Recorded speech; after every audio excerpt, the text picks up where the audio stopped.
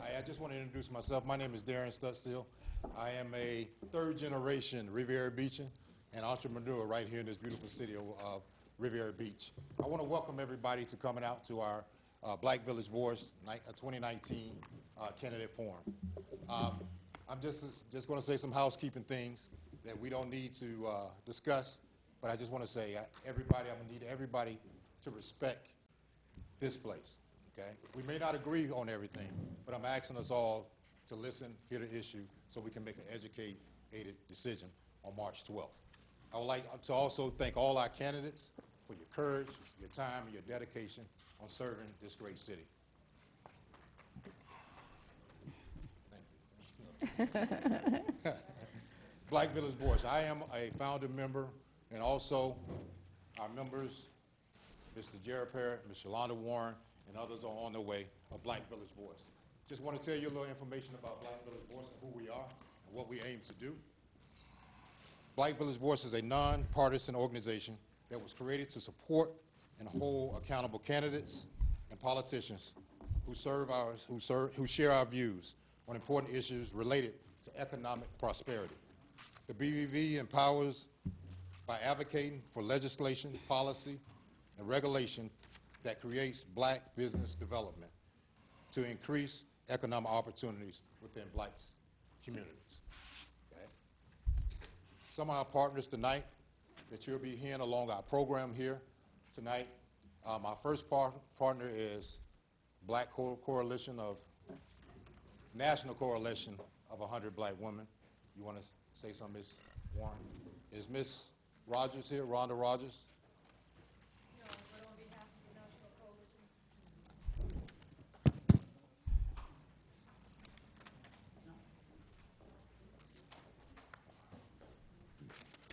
Good evening, everyone.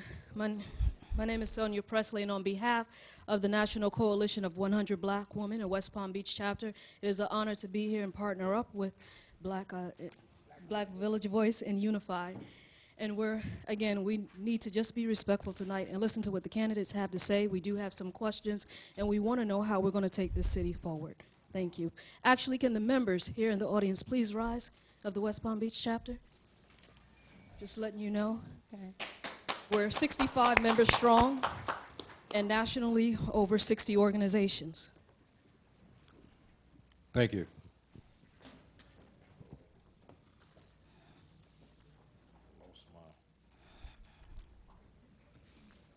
I'm excited tonight to introduce our moderator. You may know him. He's very familiar to Riviera Beach. Attorney Zedrick Barber II, Esquire. Zedrick, it's okay for you guys to clap. We're excited about this young man. We're very proud of him.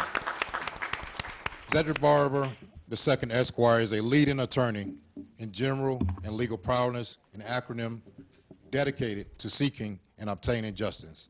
Hailing from West Palm Beach, Florida, his practice spans throughout Florida with expertise in personal injury, insurance, litigation, criminal misconduct, and business litigation. Our Mr. Barber, Attorney Barber, excuse me, he studied political science with a concentration of law in Florida A&M University, and later earned a JD degree from FAMU College of Law, where he excelled academically and led a number of local and national organizations. I'm excited to present to introduce to us all, Mr. Cedric Barber.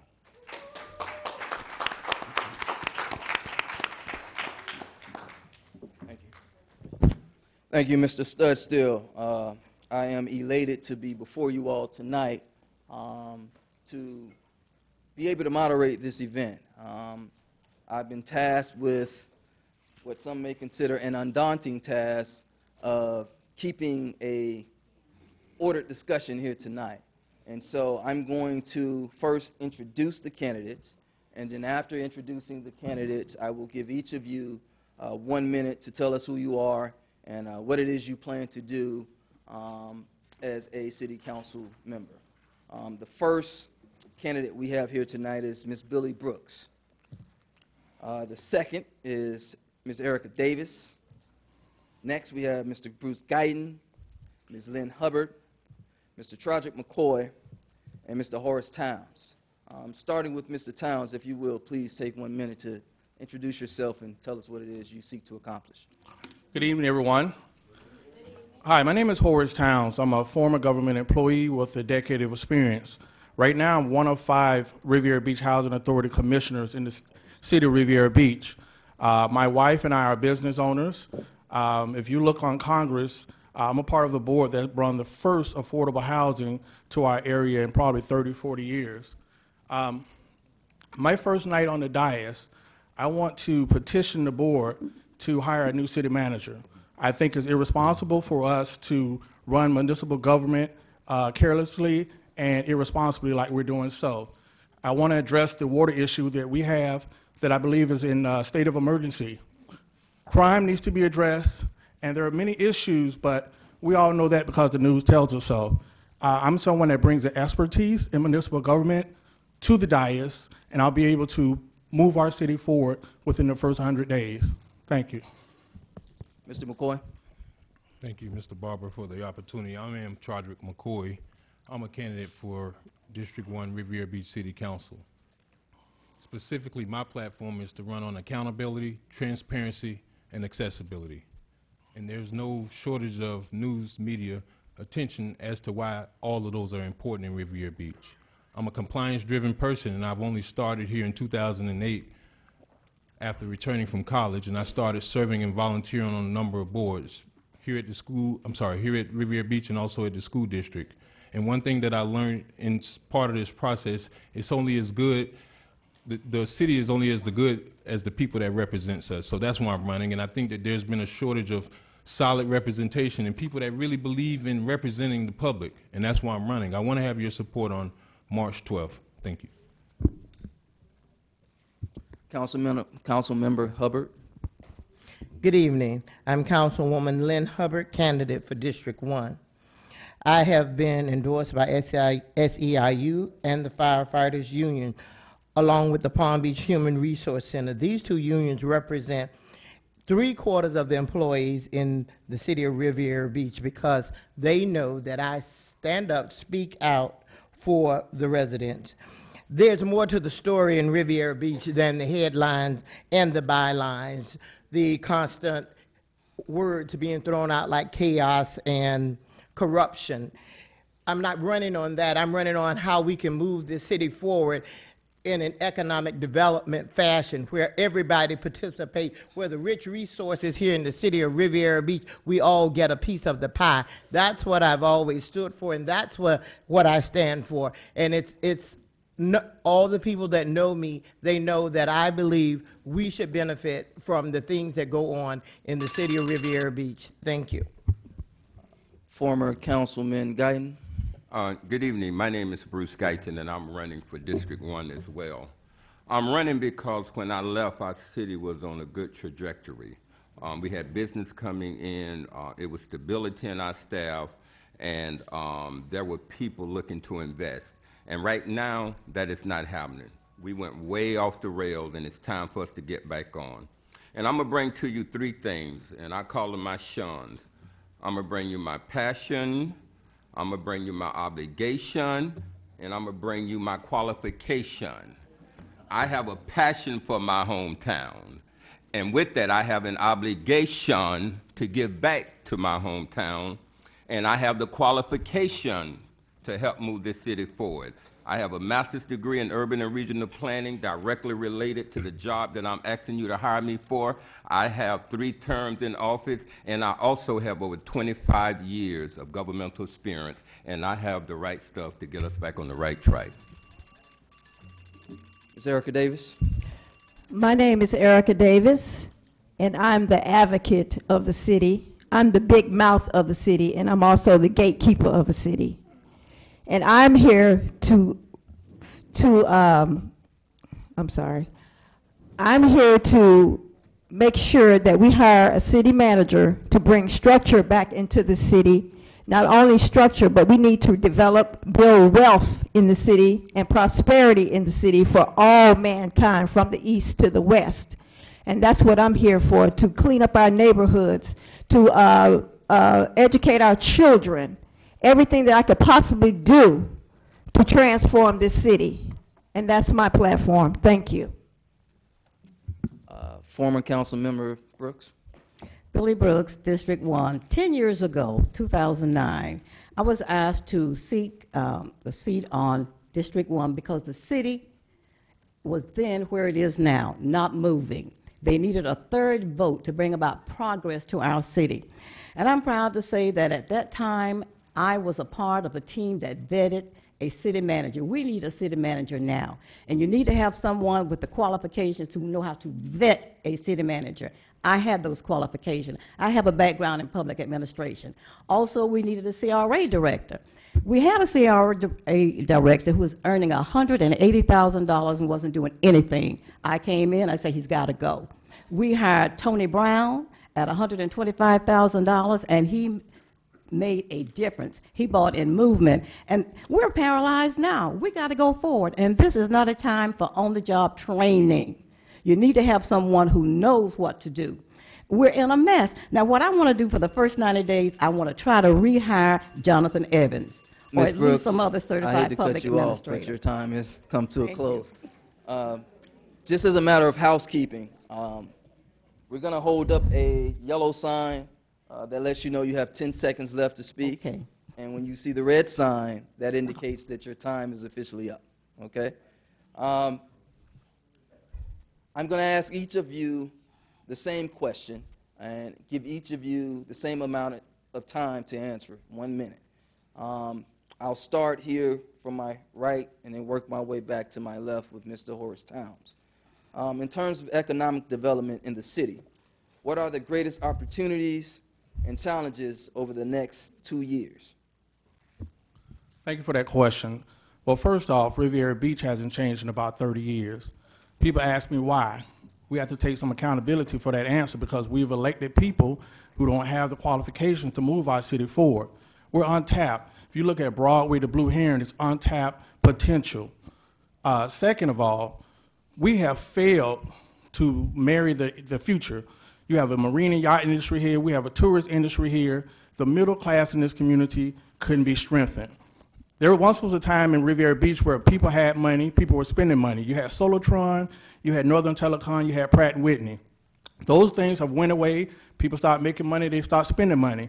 But we have a yacht industry here, a marine industry, a tourist industry here that we have failed to negotiate. There are people coming in from out of the country to get jobs that we should have due to this council inability to provide procurement code policy that makes them do business here, employ here, and buy here locally.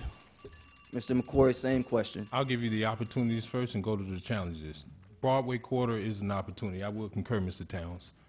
But we have to have the right people in place, and that starts with the CRA director, because it's very difficult to work on an interim everybody. And I'll tell you, not only is the Broadway Quarter, but the Blue Heron Quarter, you know, surprisingly, if you look at those trailer parks just next to Racetrack and Burger King, they aren't even classified in our city. That's an opportunity for us to bring that onto the tax roll. You want to know what the challenges are? I'm going to be quite frank with you, and I heard it when a couple members said it. It started off by saying former, and current. The best thing about the past is that it's the past. And I think when we start with new leadership in Riviera Beach, we can see that we can overcome some of those challenges by just changing out some of these council members. I have a plan that when we start in our new session starting in March, that we can bring people back to the table by using the abandoned Winn-Dixie for a career source and creating job training opportunities right here in Riviera Beach. And that is a part of the opportunities, and those are some of the challenges, some of these elected officials that just keep coming back. Thank you, Mr. McCoy. Councilwoman Hubbard, same question. Some of the opportunities that we have and some of the challenges. The number one challenge in the city of Riviera Beach is this: forcing our council to buy into a procurement policy that is in our best interest. We set goals, participation for goals, 25% goals. What we need is mandatory participation in the things that come. When we borrow $40 million, there needs to be equity. We need to have a piece of the pie, not have people come in and we say, it's up to you whether you're going to have 30% of the local residents be a part of it. We know where our land is. It's on Broadway. We know it's on Blue Heron. What we don't know is the idea of collaborating with the business owners and making it mandatory for equity participation, not a mere goal. We need to put it in writing and make sure that we can enforce it, and we need the council to do that. Former Council Member Guyton, same question. Thank you. I think the biggest challenge is understanding that experience matters. We have the good sound bites that we need new blood, we need that. But one of our problems that we've been having is we haven't been electing people with experience in this area. And that is our biggest challenge, to understand that there need to be a mixture of new blood and experienced people sitting up here on this dais. Now, our opportunities are outside of the marine industry, the tourist industry. The manufacturing industry is what put Riviera Beach on the map, Solartron and other industries. And one of the things that we offer is our transportation modes. We have a port right here in Riviera Beach. They can put their product on their ship and send it anywhere they want to. We have railroad tracks. They can put it on a train and send it anywhere they want to. 18-wheelers can hit 95, and the airport is 10 minutes away. We need to promote manufacturing because that's what our residents qualify for too. Thank you. Ms. Davis, same question. Well, I do have to agree with Ms. Hubbard that we do need to put stipulations in a contract when we bring developers here and hold them accountable. We also need to investigate the companies and the players, because we have too much bias and nepotism when it comes to making decisions on development. We have a gold mine here. We can make millions and billions of dollars if we design the East Quarter correctly. The west side needs a lot of work in the neighborhoods. The homes need to be fixed up. The homes need to be torn down. Apartments need to be torn down. We have dilapidated properties all over the city on the west side. So we need to fix all of this stuff, plus fix the crime before we start developing anything, so people won't be afraid to come here.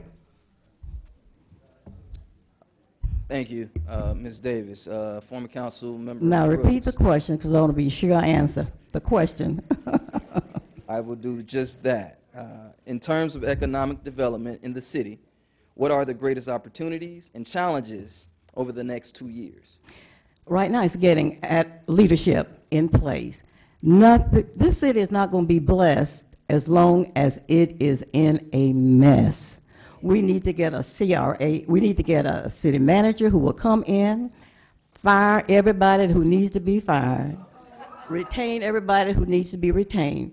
Too long, this city has failed because we hire based upon color and kinship and not competency. So we really need to do that.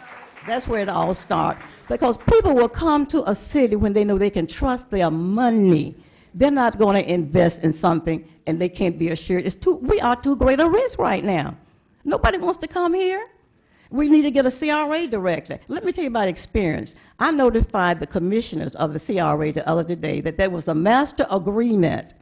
It was learned at the CRA meeting that there ain't no agreement. They don't have the right to even review these proposals. Thank you. Okay. Former Councilwoman Brooks.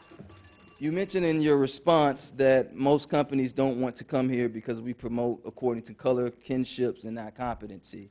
Right now, it seems as though most of the heads of, if not all of the heads of every department in the city of Riviera Beach is controlled by someone who's not from here. How do you feel about promoting people from the bottom up into the top? Because some people seem to believe that people who have been here for many years have much more to lose than those coming from outside of the city into the city to control what we have here. Let me answer that by saying this. First of all, you ought to have a plan of succession. And if we in our city really want to encourage people to move from the bottom up, they've got to be trained. You don't just promote someone because they've been here for years. Because this has been an issue with us for years. You promote up. Yes, if you're going to promote, have a plan so that they can get training in administration, because not everybody's good in administration. So many times we have lost in court when we terminated someone. You know why? Because you didn't document. You talked about it, but you didn't document, so they won. So we've got to learn the art of training people. That's why we need a certified public administrator, but really we need to have someone come and do a review of this entire system, which is archaic. We just keep going on and on and on with the same system. Nothing happens. Look at risk management. I'm looking at this building right now. We're suffering with mold. I can't imagine a risk manager not taking out insurance to cover mold. We're in Florida. Please. Thank you, former Councilwoman Brooks. In terms of economic development in the city, what are the greatest opportunities and challenges over, well, I'm sorry, I read that question already. If elected, what specific policies and/or ordinance would you pass to ensure economic development opportunities are as beneficial, if not more, for the residents and surrounding communities, often whose tax dollars subsidize these projects as they are for the respective developers and other stakeholders? Starting with Councilwoman, I'm sorry, Mrs. Erica Davis. Repeat that question Oh, it's so long. Yeah. Yeah, your mic out. Good Lord.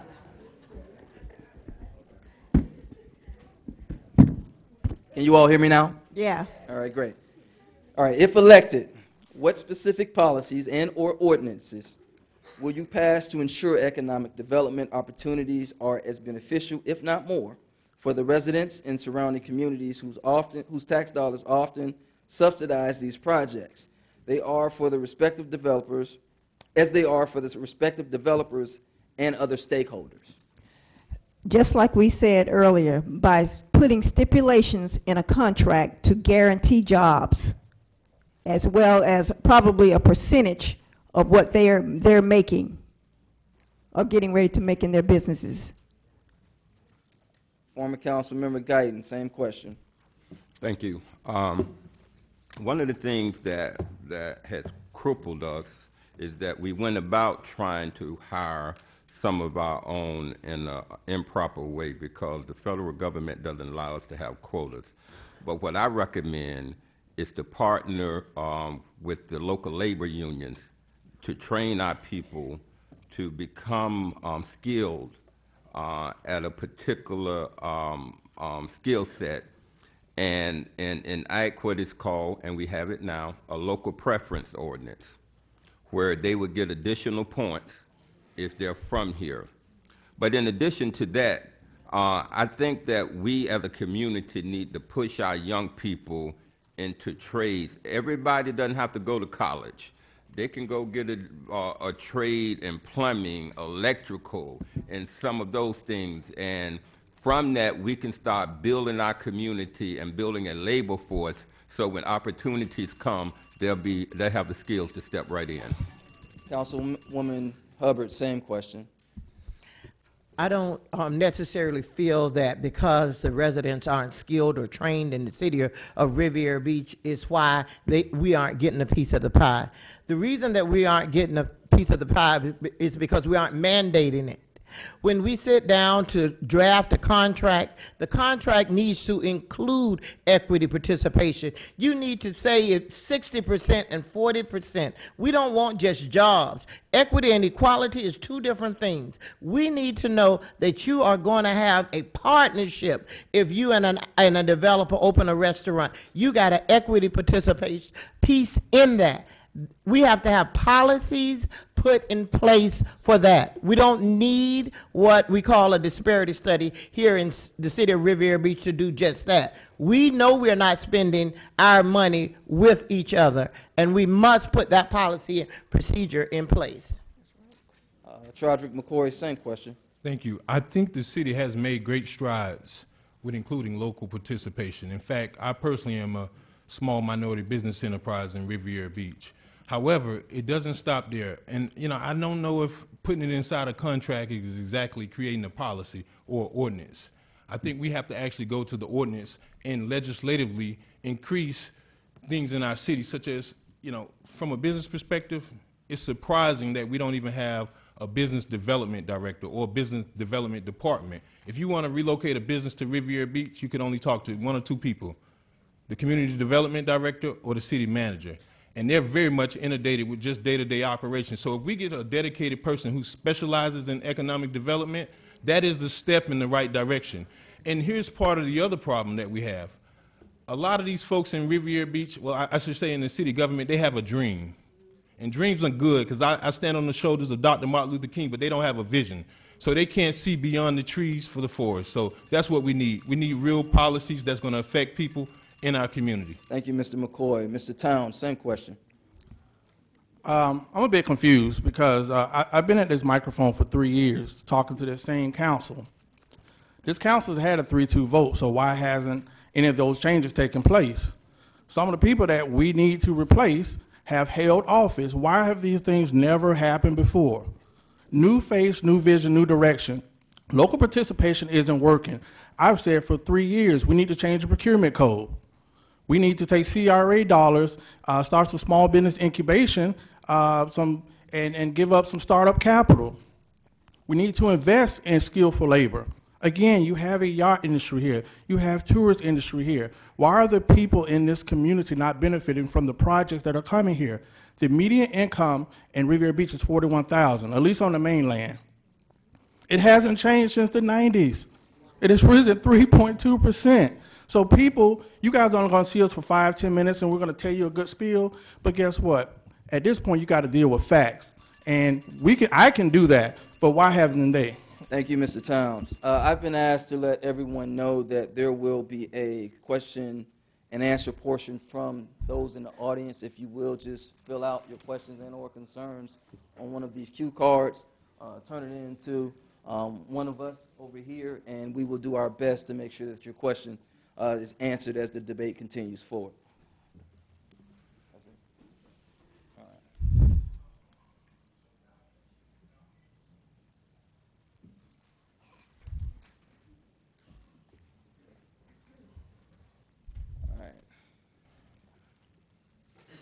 What should the city do to promote safe streets and address enduring criminal activity? Mr. McCoy, we'll start with you. I think certainly what the police department can do is to restructure. I've said this before, the police and public safety department is the largest portion of the city's budget, and we are very much top heavy. There is 3 supervisors for every 6 street police officers. That's a problem. Obviously, you're going to hear a common answer that everybody says is community policing. But to make the streets safer, make the streets beautiful, because people will value their community a little bit better if it looked just a little bit better. We are sitting on 1-cent sales surtax dollars from 2016, and the city has not even went so far as spent 1 dime of it, because we don't have anybody in place. We don't have a city manager in place, and we don't have a chief of police. And I think once we can restore a competent workforce in Riviera Beach, we can have a safer community. We can have more police out on the street and actually patrolling. And then people can value the community that they live in, as opposed to, we don't really know who's in charge. You call around and nobody really knows who the acting sergeant is. Case in point, just coming in here today. Thank you, Mr. McCoy. Councilwoman Hubbard, same question. To make the city safer and for us to live more comfortably in our homes, I definitely feel that we need law enforcement. I can't say that it is true that we have that is the ratio that we have on the street, because it's not. What we have done is we have created community policing so that the police officer can get out into the community and know the different residents. Also, I've started a program called Keep Riviera Beach Clean, Keep It Beautiful. We have removed all trash piles, landscaped them, and put up signs to that end. Moving forward to remove some of the nuisance and abatement, the dilapidated homes that are in there, using the tax dollars, using the fines, not our taxes, but our fines that are accrued when you have code enforcement. That is the pot that we use to do nuisance and abatement with. Thank you, Councilwoman Hubbard. Ms. Erica Davis, same question. Well, I live in Afghanistan on the west side, and beauty has nothing to do with it. We need to amend our nuisance abatement clause. We need to crack down on the slumlords that bring in people who sell drugs. We need to give our police officers extra funding, a separate account from a general account, to have a task force. We do have a task force to do drug buys and crack down on these drugs, because we have them. I see it, I witness it, I take pictures of it, and it's time for it to stop. So we need to enhance and amend our ordinances so we can crack down on all of these things, and the drugs will go away and the crime will go away. We also need to get a boot camp and a task force for our gangs so we can help our children. I don't want to put them in jail, but at least help them with mental health and wellness, and educators. Thank you, Mrs. Davis. Thank you. Former Councilwoman Brooks, same question. Well, I think everybody has to get involved in this, and that is, we have to encourage people when you suspect something is going on in your community, call and report it. And by the way, when you call 911, I think it ought to be that it's easier for them to hear what we have to say instead of going through a whole litany of describing and this, and the people are gone by the time you finish. So, but also, when we have an ambassador program over on the island, and that came about because we visited Philadelphia, and we learned from them how you can provide safe measures in your community. And our policemen really tried. They come to the neighborhood. When I was on the council, they would come to the neighborhood. We identified houses that were housing criminals, and that's something else too. We need to find those landlords who allow the criminals to come and rent in our community. And there is an ordinance for it. Thank you. Next question. What are your top 3 priorities? I'm sorry. Former Council Member Guyton. Same question. I'll allow you to answer, and then we'll move on to the next question. Thank you, thank you. I'll be very quick. One of the things that is a challenge is these type of issues sometimes is a long-term process. And I think that in addition to the community policing, because visibility is very important, our police officers, many of whom have already started this, need to engage the youth in our communities so that they don't be distant when they approach them. A couple of programs that have been around for years, the Police Athletic League and Association, where the police and the kids, they have activities together. They get to know each other. So in that way, when they call, they won't be strangers. Also, the programs in the schools. We need to have our police officers, and I know we had that program. I think it's still going on. So it's a long-term process. We need to be in the community, and the community need to take some responsibility, too, for the crime, because the police department can't do it alone.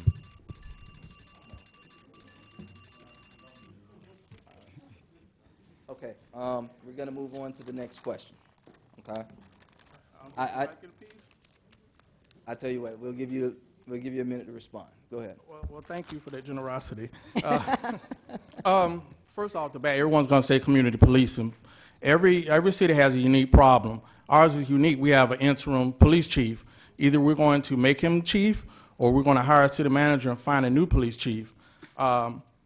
I agree with many of the statements. Right now, we have one of the best police agencies in the country, I believe, but we got too many chiefs and not enough Indians. We need some of these policemen to roll the windows down when they're driving down the street, get out on the corners in the morning, before and after school, to talk to some of these kids. I agree we need to promote athletic leagues in the community. I believe that we need to hire officers and encourage kids from our community to become police officers, get off of the snitching rule. And first off, I want to say that we have to pay our officers a respectable wage. Our officers are overpaid. If we want to retain the officers in our community, we need to pay them. We're losing a lot of our policemen to PBSO. There they are. Thank you. That's true.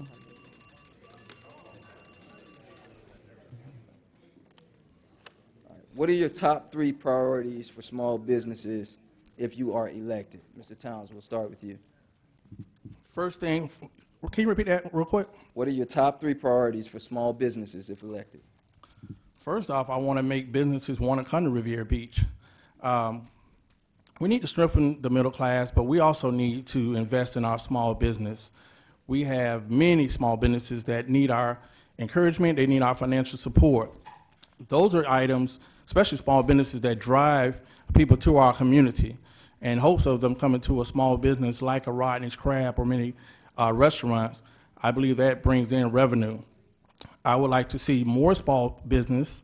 I would like to utilize CRA dollars for we can kind of manage and help small businesses with startup capital. I would like, on the business level, for us to encourage local participation when we're on these projects, making them support the small local businesses. And last off, I would like to use CRA dollars also to have business seminars and training to encourage and kind of guide some of the businesses in our community to be successful. Okay, former Councilwoman Brooks will ask you the same question. Okay, pretty much as Mr. Townsend says, certainly we should be able to, we should give them the tools they need to succeed right away. Also, we can provide grants to them to assist them in their businesses. We did this on the CRA side. Grants were awarded to many of the businesses in the Broadway corridor. We can do the very same thing for our small businesses. And I'd like to see the larger businesses mentor the smaller businesses so they can give them the success keys that they had to succeed. So those are just some of the things that I would look forward to doing and would make it happen. I'm going to give you, I have a follow-up question. We'll give you 30 seconds to respond. You mentioned using larger businesses to mentor smaller businesses. What incentives, if any, would you promote to the larger businesses to accomplish that goal? Well, we certainly could look at how it would benefit them to work with them and find out what they need, the larger businesses, what they would want to happen to make them cooperate. You don't just go in and say, well, you do this and we'll do that, but rather explore with them what would be the conditions for them to work with our businesses and make it happen and be true to whatever we say that we're going to do, because integrity is going to be the key in anything that we say we're going to do. Thank you. Ms. Davis, same question, initial question. What are your top 3 priorities for small businesses if elected? I had 3 small businesses. We need to create an incubator program, and we need to have training courses to help the small businesses sustain, teach them how to get capital, help them with their credit, give them enough money to get started, because that was my problem. You can't start a business with $6,000. You need at least $100,000 to get started in a business, and you need to really invest enough money into your marketing, because if people don't know you're there, they're not going to come. So that's what I would do. Okay, and you mentioned creating an incubator program. What steps would you take to create that incubator program, and how would you pay for it? 30 seconds. First, we will pay for it through grant money, and we will have to go through, I think it's through the CRA, or we can create one ourselves through the city. And we can get there's plenty of plenty of grant money for this to happen. We just have to find it and look for it. Okay. Mr. McCoy, same question. Okay. I'll start with all 3. So I would say that we need to create a business development office or a business development director. And part of the reason is because there is no listing inside of the city of Riviera Beach about who does what other than the occupational license. And that's the very next thing that has to be reviewed. You know, to my surprise, I had a business owner reach out to me who had to pay a business tax receipt of $18,000. And it's because the city operates in a vacuum and they think one size fits all. And this was a 4-month battle to try to get the city to undo it, just because somebody made a policy that nobody really knew how it affected the end user. So those kind of problems affect someone that wants to move a business to Riviera Beach. And he pleaded with the city, and you know, it comes to a point where you drive business away. But who can afford to pay $18,000 on a business tax receipt when they're employing Riviera Beach residents? Furthermore, I think we should push and support initiatives to have SMBE. If I can respond to that 30 seconds about large groups, let me tell you what happened. The city just passed a $400,000 to $700,000 group insurance contract with Garrett Group. They were selected, and would you believe it? They have absolutely no local participation for somebody who has a local insurance license. That is a problem, and those are the issues that we need to address in Riviera Beach. All right, Ms. Hubbard, same question. I'm sorry, Councilwoman Hubbard, same question. My three initiatives for business development is this. One of the most recent things I did was to create a sheltered market program. We were going to borrow, and we did borrow $9 million for development throughout the city. I was lucky enough to get all of our council members to vote yes, that money would be a sheltered market, meaning local contractors would get all of those dollars. Normally, we don't have that. People come from everywhere taking that. But through the sheltered market program, all of our contractors will get those dollars and use them in the city. The local participation that you see going on at the Housing Authority, we fought and fought and fought until we made sure that we had concrete equity participation over there. And the third thing would be to stabilize our communities. I was successful in seeing that 105 homes had liens moved off of them so that people could stay in their communities. Thank you, Mrs. Councilwoman Hubbard. Former Councilman Guyton, if you will, same question. Most of the things have been touched on, but the three that I would definitely advocate for, one of them is training and writing a business plan. For whatever grants you're going to apply for whatever funds you may seek credit for, one of the things that is going to be requested of you is a business plan. I haven't heard much talk about that, but that's very vital if anyone is thinking about going into business. The other thing is, which has been mentioned, is mentorship. And there was a question about, well, how do you get big businesses to come in? I found by asking. There are many businesses that want to give back to the community, but we sometimes don't approach them and thinking that they may not be receptive to that. So we just need to reach out, and I would guarantee you there are some just would do it on GP. And the last thing is, it's not an abundance of grant funding, so we need to know how to go out and get creditworthiness and get funding on our own. Thank you, former Councilman Guyton. We have some questions from the audience. I want to ask one, and I'll pose it to the entire group here. With the perceived corruption in the city, what are your plans to change the public's view? We'll start first with former Councilwoman Brooks. Well, to do that is to, first of all, hire a competent city manager, and I would definitely push for us rehiring Jonathan Evans. It's going to start right there. I think that if we vote for the revision to the charter that requires that the council stay out of the business of trying to influence the staff and the city manager, we can get a city manager, give them the authority to come and clean up everything that needs to be cleaned up in this city, especially in the personnel area.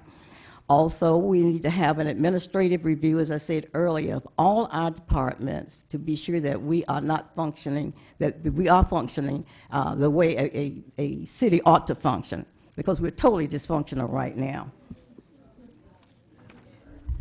All right, Mr. Towns, same question.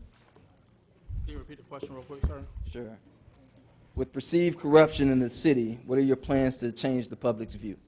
Well, first off, I agree. We have to show others that we are in control of our narrative. We need to hire a new city manager, a strong city manager, but that city manager will do the jobs that are needed. That city manager will be someone that hires a new chief, a new fire chief, a new CRA chief. See, we mistake that the city council creates policy. We don't run the city manager runs the city. That's where we miss it at. So when you hear stories about city council giving orders, that's when we step outside of our bounds. I believe that we need to take control of our story. We need to empower other PR agencies to create more good stories for Riviera Beach. There's a lot of stuff going on in Riviera Beach that doesn't make it to the mainstream, but we can empower those. The police have videos where they're doing different events. We need to tell our own story, and I'm not saying that people are innocent, but I do believe that we have to open our eyes and not fall for the banana in the tailpipe. This is our city. Ms. Davis, same question. Well, we definitely need, first and foremost, a no-nonsense city manager. And we really need to follow procedures and protocol. If we do that, we'll be following the straight and narrow. But we don't do that. We make our ordinances and policies along the way to fit what we're doing at that time. And that's what's making everything go to the left and to the right and not on a straight and narrow path. All right, Councilwoman Hubbard, same question. Just as you said, perceived corruption.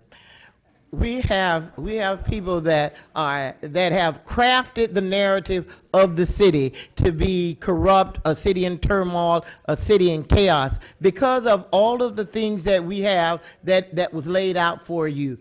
Our resources, such as our beach and our port, all of the things that we have that are valuable that we can't see. Everybody from the outside see that. If there was a level of corruption as there have been throughout the county, a lot of us would be gone. A lot of things have gone to the state attorney and they have found them null and void. But we want to run on because someone with colder eyes tell you that there's corruption, that there's chaos. We tend to believe it, and all of a sudden the media is our best friend, the newspaper is our best friend, until the story is written about you and yours.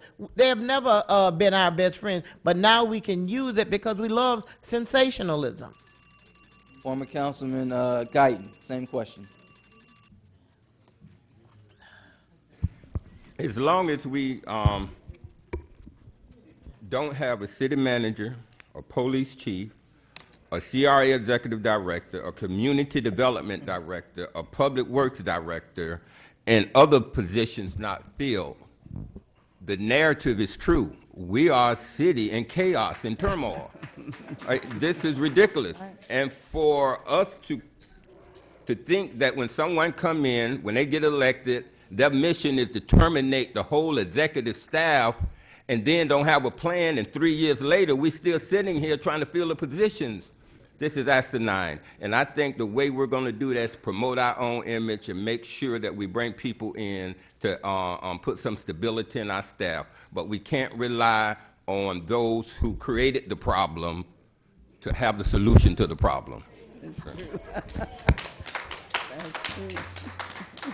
Mr. McCoy, same question. I can't wait to answer. Let me go ahead and get started with this.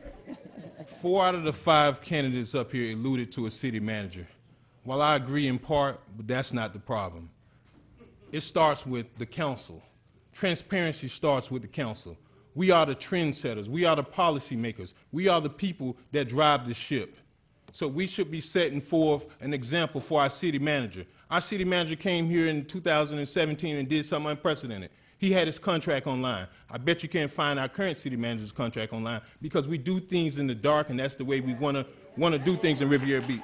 Secondly, I challenge whoever is elected, regardless of whatever seat and whether it's the mayor's seat or a council seat, we have to do things that's unconventional because Riviera Beach has established the pattern that if there's a rule to be broken, guess what? We'll break it. We're in a city where right is wrong and wrong is right. And I challenge anybody who's elected to do the right thing, and that's why I'm running. I'm running to give hope and not defeat. I'm running to give promise and not challenging issues after issues. And I'll tell you something. To that point... Thank you, Mr. McCoy. Thank you. I appreciate your passion, but we're at a time limit here. All right, we're going to the next segment of the debate, which we call rapid fire questions. Each of you have been provided, or at least you should have been provided, with 2 signs that read yes or no. Before we move forward, I want to make sure everyone has a yes or no sign. Is that right? Mm-hmm. All right. All right. So I'm going to ask each question. And after I ask each question, you all at the same time will respond either by saying yes or by saying no. After you answer, we'll move on to the next question and repeat the process until we get to the 4th and final one.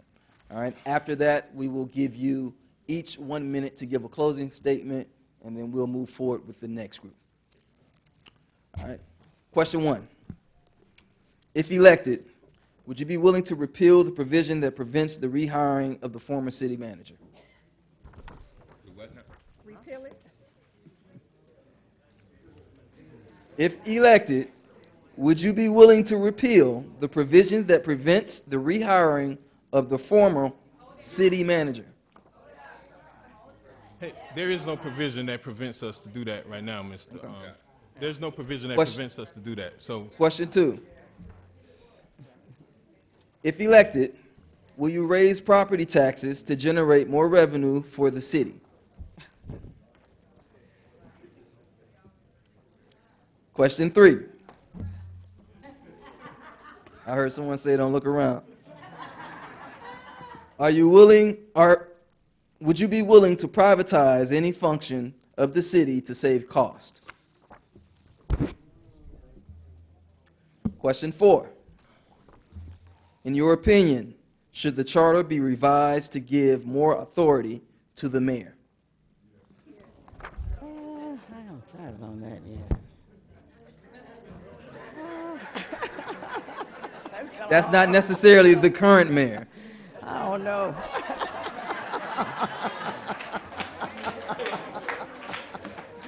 I appreciate you. Okay. We're going to move on to the last segment of the debate, and I'm going to give each of you 1 minute to give your closing remarks. We'll start here on the far end with former Councilwoman Billy Brooks. Okay, if elected, and I really hope I am elected, because it will make a difference, because I know that on that dais, we need to have one other person with administrative background to match that of Councilwoman Miller Anderson and Votel, because they are administrators and they know how the city should run. We are a public entity. What I would seek to do, of course, is to rehire a city manager, have a professional administrative review of our city departments, hire a CRA executive director, and reduce the legislative budget. What has happened is that we are now creating a career for elected officials rather than retaining them as servants. Right now, they got all kind of benefits, travel benefits. When I was there, we reduced the travel benefits from $10,000 to $2,500 because we were more concerned about our staff being paid than about us having benefits. I understand now they get retirement benefits. It's designed now that it is a career instead of being a public service. So anyway, that, and also award the marina redevelopment contract. We need to move forward with that. Thank you, former and take Councilwoman immediate Brooks. action on the OIG report of mismanagement. Same, going to give you the same amount of time, Ms. Erica Davis. Well, I'm going to tell you, the first thing I would do is hire Jonathan Evans back, because we need him back. The second thing that I would do is join Dr. Botel and Kashamba Miller into voting in the right things that we're supposed to do, redevelop the east side with the proper developer without biased intentions. I'm going to set out and join the CRA in cleaning up my neighborhood, starting with the senior citizens painting their homes and cleaning up their yards. That would be the first thing I do. And I'm going to continue to be a gatekeeper to make sure that no one comes in this city and take advantage of it, because we have a diamond in the rough, and I would like to teach my citizens how to start investing in the property and take back our neighborhoods. That would be my platform. Former Councilman Guyton. Thank you. As I said just a minute ago, our city is in chaos, and we can't rely on those who put us in this situation to get us out of it. We need some people with some experience at this, and I bring over 25 years of governmental experience. I bring formal training with a master's degree in urban and regional planning, and I have 3 terms as a council person, and I think that I would bring the type of skill set that is needed to get us out of this chaos that we're in now. One of the main things that is going to attract business to our community is when they see stability on staff. Because when they deal with our staff, and when they bring a plan, and then there's an interim, and they may not be there, that's going to create some reservations to people who want to invest millions into our community. So experience matters. Vote for me March 12th, and I help get this city back on the right track. Councilwoman Hubbard. I am one person on a council that have pushed for economic development, and that is at the root of my agenda, to improve the quality of life and to improve the stabilization of the neighborhoods. in stabilizing our neighborhoods. We need to make sure that frivolous code enforcement liens are moved off of people's homes so that they won't lose their homes to investors. 105 of those people now are stable because I was able to make sure that that was done along with the other colleagues up here, I must say. The other thing that we must do, I am not sitting back waiting for a former city manager to come in to help determine the future of this city. You, as a council person, is supposed to know what our community needs. Our community does need all the departments filled, but you too need to know what the city manager needs to do and what the people of your community expect from you. Thank you. Mr. McCoy. Thank you. If I could just respond to Mr. Guyton and all of these other people that are former and current council members. They talk about experience. Let me tell you about that experience. That experience is the mismanagement in government. That experience is also the misspending and the sunshine law violations. Like, we've seen this movie before, folks. Like, if you really want to be complacent, and I say this respectfully, I'm not your pick. But if you want to go forward and move towards something in the right direction, where we are transparent, where we are accountable to the people, where we don't have to hide when the media wants to ask us a question, I'm that guy. I have nothing but what I have. And I've served this community on the Planning and Zoning Board. I've been the chair, and I've thankfully got the PBA endorsement because they believe in what it is that I stand for. And I really ask for your support on March 12th because you can only go one or two ways. You can go forward or you can go backwards. The real McCoy, March 12th. Mr. Towns, same question. Well, your turn. Thank you. Thank you for everyone that attended. Let's be honest. This city needs an oil change, and I'm talking about the leadership. You guys attended tonight for the same reasons that me and the new faces are running for. Most of the problems in our city are attributed to some of the people on this dais and at this debate. We have not moved this city forward, and for one time, for the first time in a long time, we have a chance to move this city forward with qualified candidates. Experience is important, but integrity is everything. You have to have people that have no hidden agendas, that will serve the people. That's why I'm bringing it to the table. You have someone day one that will serve the community. No more Main at 6, main story at 6 p.m. You need people in this community that don't serve anyone else. There are people around here with buses saying, save the city. I think they're saving it for themselves. And I'm saying that in the spirit of the debate. No more lies, no more deceit. Vote Horace Towns and Riviera Beach. And with that, we thank you all for coming out tonight. If you will, please exit to the left or to my left so that we can bring the next district in. We're going to take a short break before we do that, though.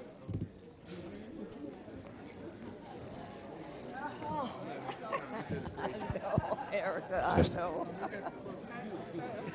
Well, they got enough choices. They got enough to make a choice. Great debate. I love you so much. Ms. Davis. Good debate.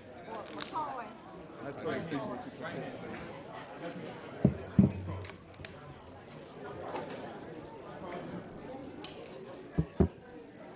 Testing.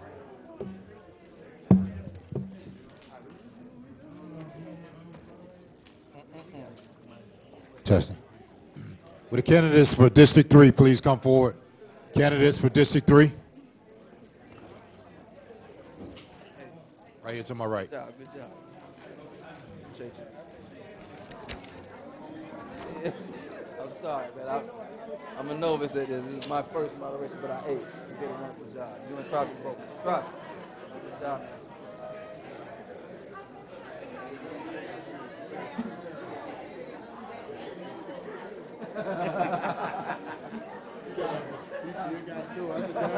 Stop it.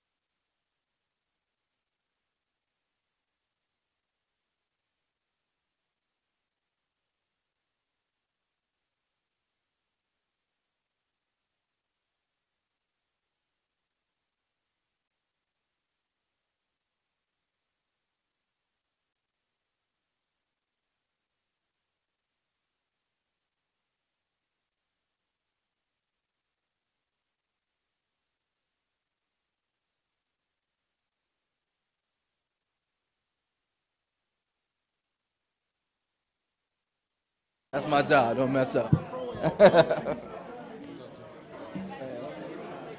Let's see what we can do. Let's see what we can do. What's going on though? Testing. My pops told me y'all might have a discovery back there. What's going on?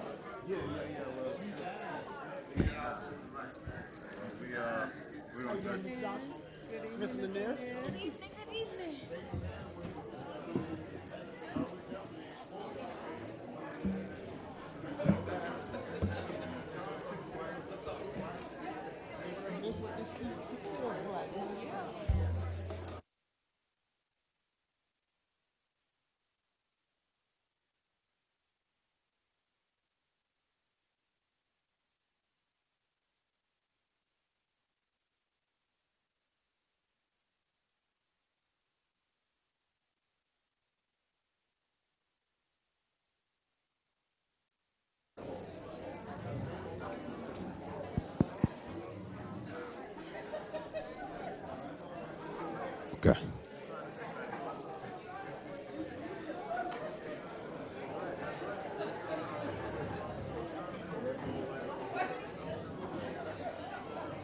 Thank you, everybody. Would everybody find their seats? We're going to get it started. We're on a tight schedule here.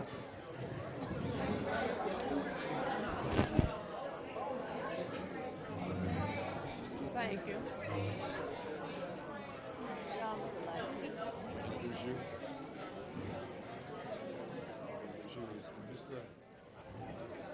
Is Mr. Javante Edmonds here?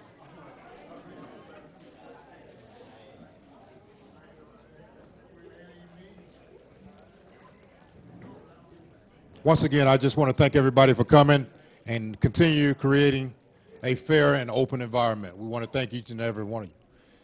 As we start with our next race, which is District 3, another one of our partners is going to come before you, Mr. Tino Cash, and explains the National Pan-Atlantic. Good evening. I like that rapid fire. It's getting kind of hot in here. My name is Orthnell Tino Cash. I am the president of the Pan-Atlantic Council of Palm Beach County, proud graduate of Suncoast, class of 1997. And I'm excited to be here. I'm excited to see everybody in here tonight. I just want to urge you to pretty much do what you're already doing, is get to know your candidates. Do your research. Make sure you're really listening to what they have to say. This is only a few minutes of them saying the best things that they can think of in this moment. But we have access online to do whatever we need to do to research our candidates. I'm actually the one going around with these cards here. Make sure you ask questions. Ask all of the hard questions. We'll do our best to get all of the questions brought up to the candidates. For those that don't know, the National Pan-Atlantic Council is a collaborative organization that's comprised of the Divine Nine, which is the 9 historically black fraternities and sororities. If we have any members in here, I'm going to call out the names. Please just stand up. Anyone from Alpha Phi Alpha, Alpha Kappa Alpha? Stand up, please. No? Alpha Phi Alpha, Alpha Kappa Alpha, Kappa Alpha Psi, Omega Psi Phi, Delta Sigma Theta, Phi Beta Sigma. Oh, that's me. That's me. Okay, brother. I can shake hands, dog. Gotta get more than a minute. Oh, Phi Beta Sigma, Zeta Phi Beta. See you out there. Sigma Gamma Rho. No, Sigma Gamma Rho and Iota Phi Theta. So basically, I want to urge all of the Divine Nine to just continue doing what you do in your communities. We have a tradition of being contributing members of our communities, lawyers, doctors, police officers, judges. So we need to make sure we use our networks to share the information that we see today and encourage everybody to get out and vote. So on behalf of the Pan-Atlantic Council, I just want to say thank you for coming out today and enjoy the rest of this forum. Thank you, Mr. Cash. Mr. Edmonds, you want to say a word? It's another one of our partners tonight. Good evening. I need some more energy than that. Good evening. All right, thank you. My name is Javante Edmonds. I'm the president of the Young Black Progressives of Palm Beach County. We are basically trying to train young leaders to be professional and also take the roles of city and county and state government so they can take over and basically implement strategies and policies that help benefit the community that looks like us. That make sense? Okay. So we're always welcoming new members to get engaged, to join city boards, and basically create events to educate our community. I'm truly grateful and blessed to have and be a part of this beautiful event. I want to recognize all the members, a part of our organization. If you could just wave your hand, please, and just give them a round of applause. So thank you. I don't want to take up too much time. It is a blessing to see such great leaders step up and want to lead the city in the right direction. Thank you.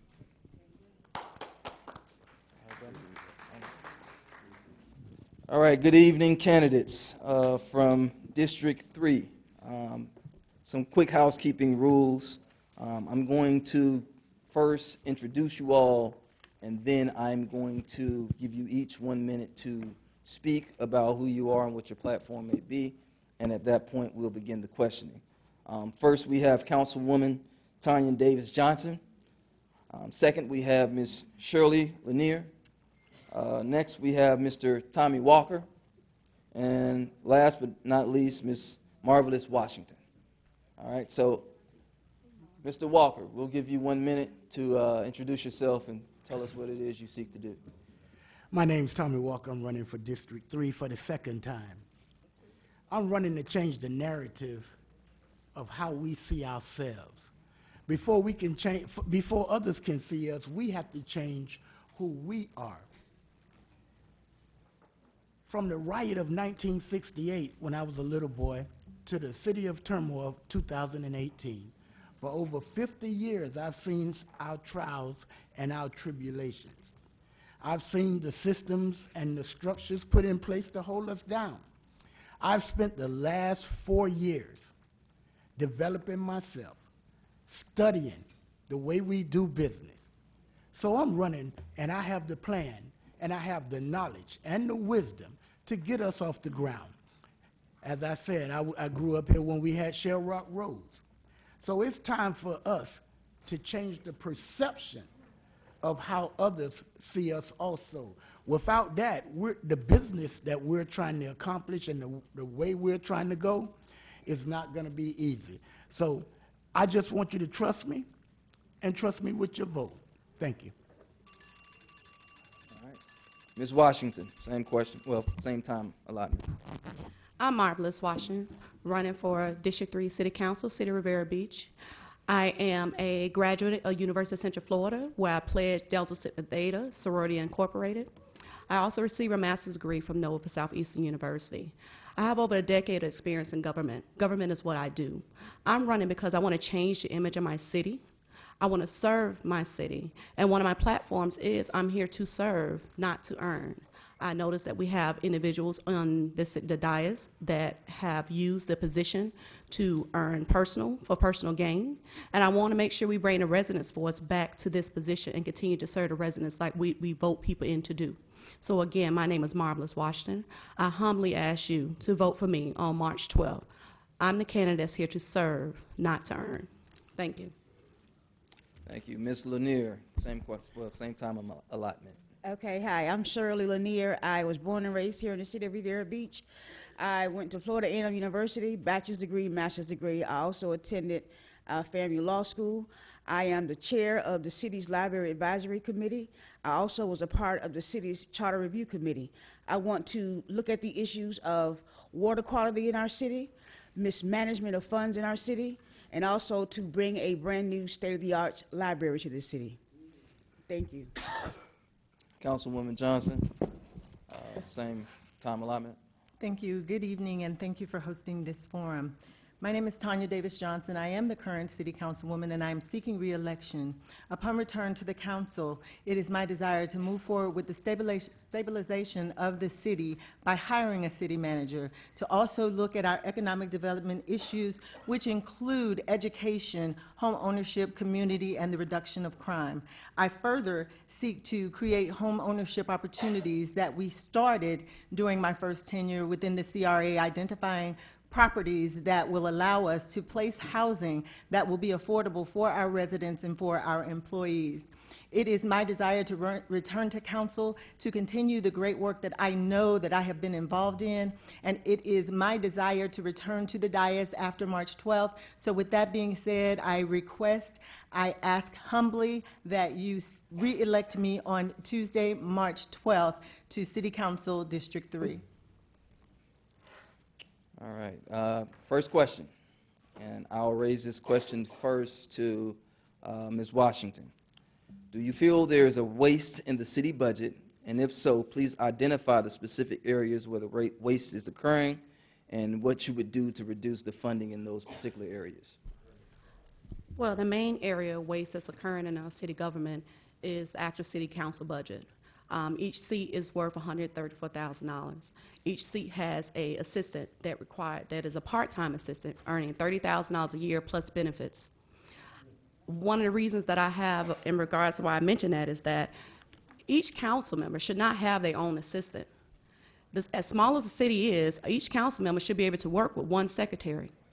If you look at the local cities that are nearby, they work off one secretary and they bring in more revenue than the city of Riviera Beach. So that is wasteful in itself. In addition to the assistant situation I have, they have a $10,000 traveling budget. One of the reasons why our employees are in interim position and do not have the qualification to move on because they're not receiving the proper training to move on. Reason being is because our council members are using up all the training monies. So that's another issue of wasteful spending. I mean, when you have an OIG report that has over $500,000 that's been wasted in one of his limousine rides, we have a problem. Thank you. Just as a housekeeping matter, there is a yellow sign that will be shown to you when there's 10 seconds left for you to speak, and then a red sign that will be presented when your time is up. Please adhere to the signs so that we can give everyone the appropriate time to respond as well. Same question, Mr. Walker.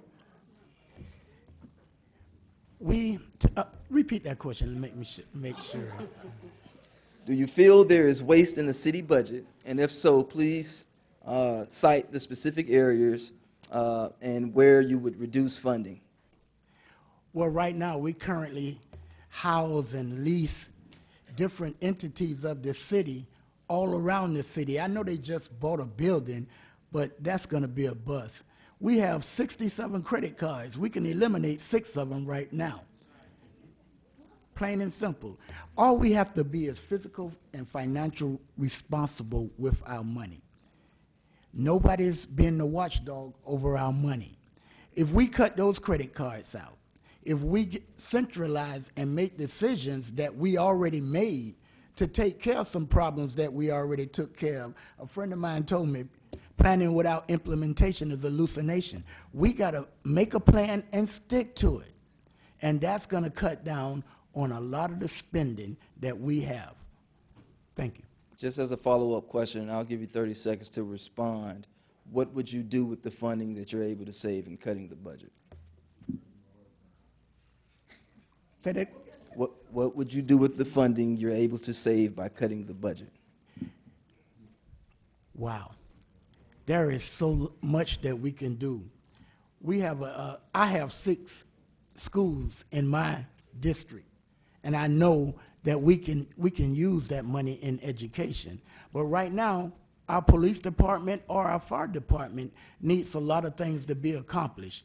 So I would definitely like to look at our fire department and our police department and see if it's something that we can do there with that extra money. All right, same question, Ms. Lanier.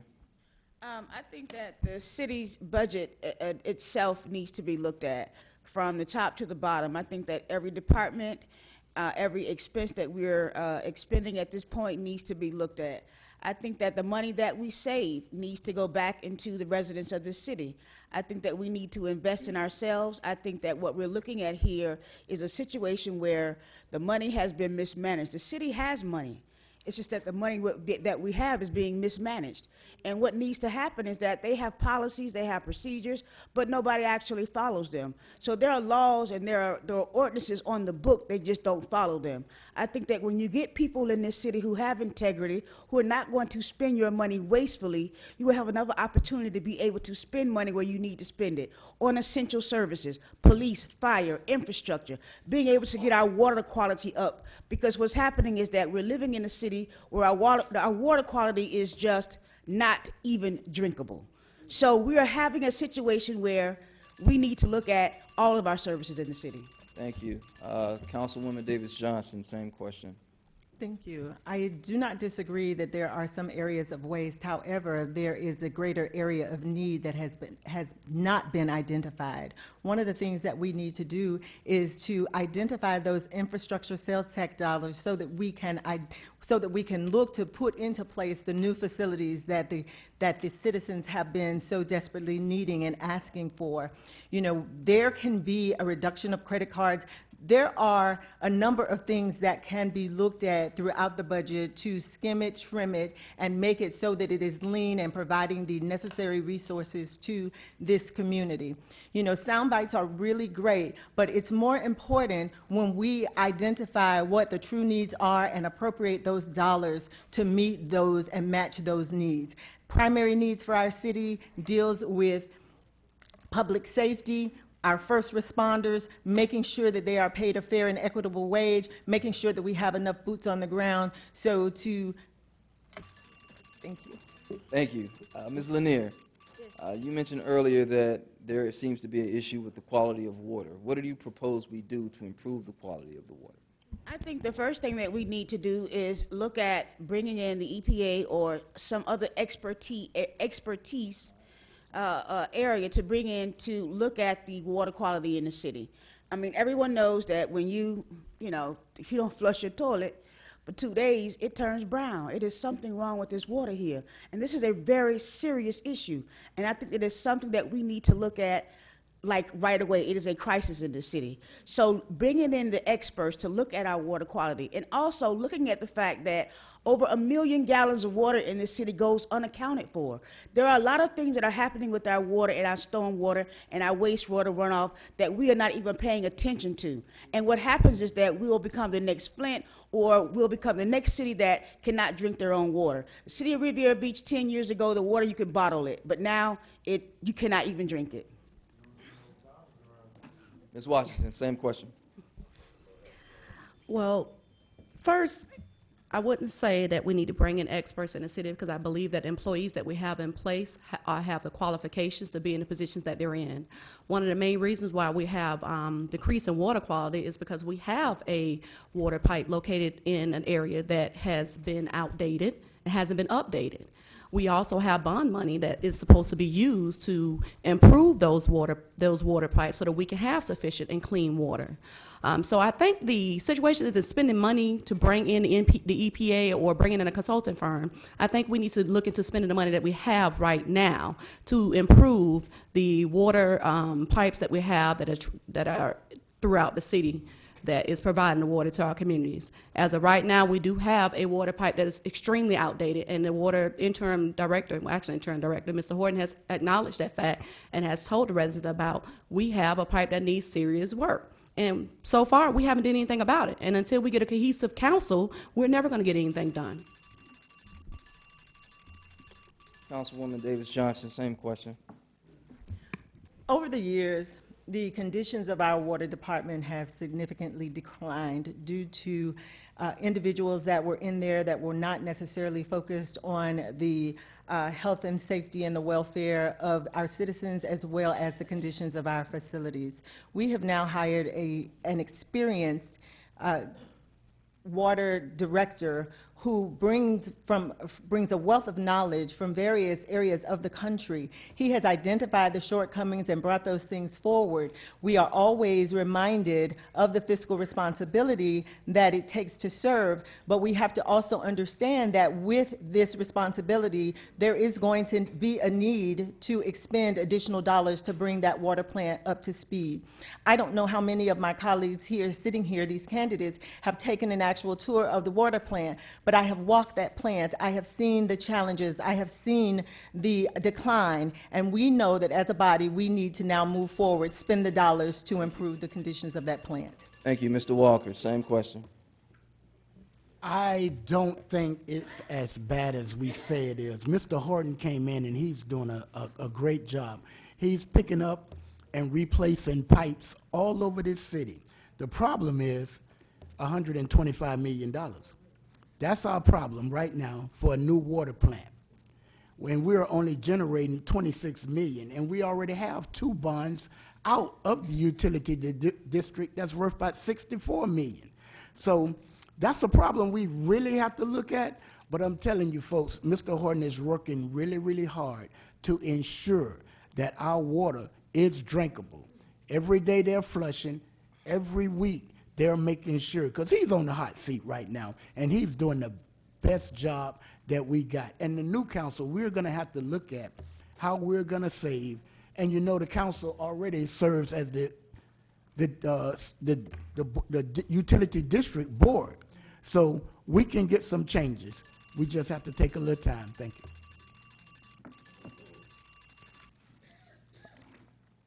All right, Mr. Walker, what are your top 3 priorities for small businesses if you are elected? My first one is educating the residents on doing this. My daughter, Miss Pop Queen, we have been working for the last 2 years getting her small business off the ground. We got to stop having so many barbecues and going out all the time, and let people, if you serious about starting a business, then you just got to stay focused and be determined to do it. We have all the things in place over at the CRA. We have Ms. Johnson at the small business down in the county. All anyone has to do is make a commitment and make a plan. I can't do it for them, but if they come, we can have the avenues and the information to get them to do the right thing and go the right way. Ms. Councilwoman Davis Johnson, same question. My priority for small businesses would be to first identify those small businesses that are within our city, provide them access to resources for technical assistance and financial assistance. I would also seek to have mentor-protege relationships which are critical, because if you can take those businesses who are already seasoned businesses, having experience, showing our smaller businesses who are new to entrepreneurship, this would greatly serve to increase their ability, their capacity, their ability to respond to solicitations, and their ability to do business with the various municipalities, not just here in the city of Riviera Beach, but to prepare them to do business throughout this county, the state, and the nation. We have to think on a more global size, but to begin with, we certainly need to identify those businesses, prepare them, provide them the technical assistance and training that they need, and then put them in the right path of the key decision makers that can help them navigate procurement. Ms. Lanier, same question. I want to say that in terms of small businesses, the city does not have anything like what they call a business ombudsman, which means that there should be a point person at the city that small businesses can turn to. Also, in terms of small business incubation, there are many properties here in the city, there are many locations here in the city, but nothing has been done. There is nothing here at the city in terms of small business, in terms of giving money to small businesses. There, you have to go to 3 or 4 different departments to be able to even find out how to even get a permit. People come in, they try to get permits, it takes them 6 to 8 weeks, it takes them 2 days down at the city of West Palm Beach. So what happens is that people don't want to come here to start a small business or a big business, because what's happening is that you cannot get any help here. You cannot get any assistance. You can't get any guidance. So to be able to have someone here at the city to be able to guide those small businesses, to be able to incubate those small businesses and provide them with loans, with grants, with any opportunity that they can to be able to be successful in the city. Ms. Walker, same question. Washington. I'm sorry, Ms. Washington, same question. I agree with Shirley that we should have a person in the city that has that business background. I mean, that's one of the reasons why we voted in Councilwoman Tanya Davis Johnson, because we wanted to bring in those type of expertise to bring those businesses in. One of the main things that we need to do with businesses is to improve the areas that businesses are located. We have to beautify our areas so that it can attract small business owners to come and actually open up a new business. In addition to improving the areas in which we're in, we need to add the adequate support. Get with the CRA so we can add incentives for businesses to stay open longer, to help them thrive instead of them struggling and we just sit back and let them fail. And lastly, we need to make sure that with the new contracts that we have coming in, especially with the marina, a percentage of those contracts should go back into a Riviera Beach Workforce Fund.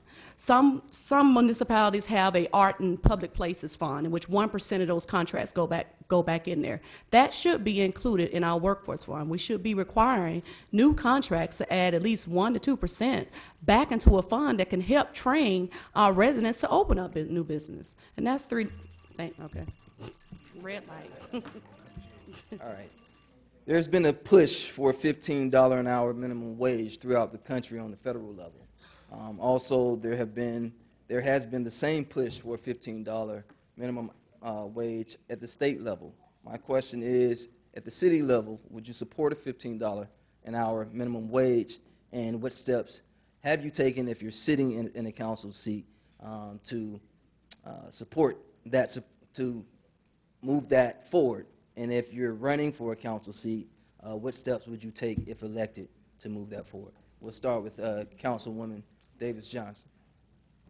We have not, as a city, addressed the issue of a $15 minimum wage. However, I would not be opposed to providing a minimum wage of $15. We certainly would need to look at our operating budget to make sure that it can sustain it, because the one thing that we don't want to do is to have to increase taxes in order to sustain a $15 minimum wage.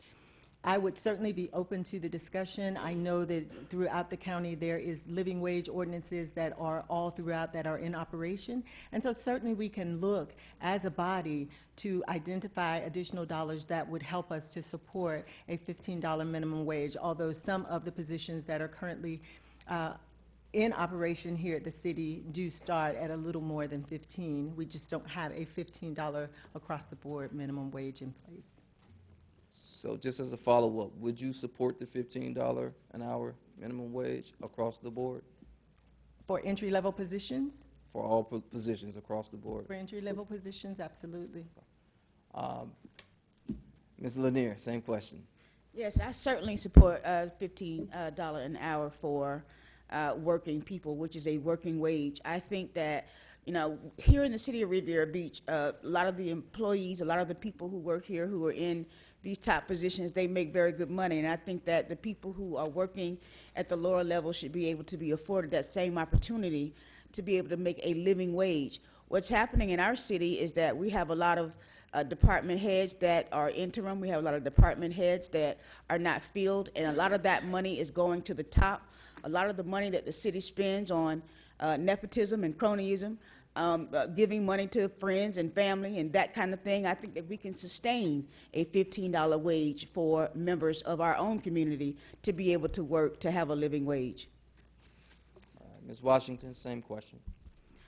Well, my question is why would a government employee make less than $15 an hour when a council has a car allowance?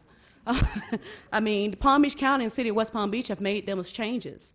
So I don't understand why the city of Riviera Beach is so far behind and why it hasn't been discussed. Maybe because we having a hard time paying our employees on time. But we need to bring this to the table because cost of living is increasing. We're paying high property taxes. We have the new penny sales tax that's involved. We have $4 million in which the city has recovered, and they have not had a plan of which they should spend it on. I mean, there's no reason why this hasn't been brought up in a council meeting to improve and increase the minimum wage for full-time employees. And to be honest with you, $15 is not enough. But if we're giving a $750 car allowance for city council members to drive around in city vehicles and their relatives to drive around in city vehicles, we should be looking at improving and increasing the minimum wage for full-time employees.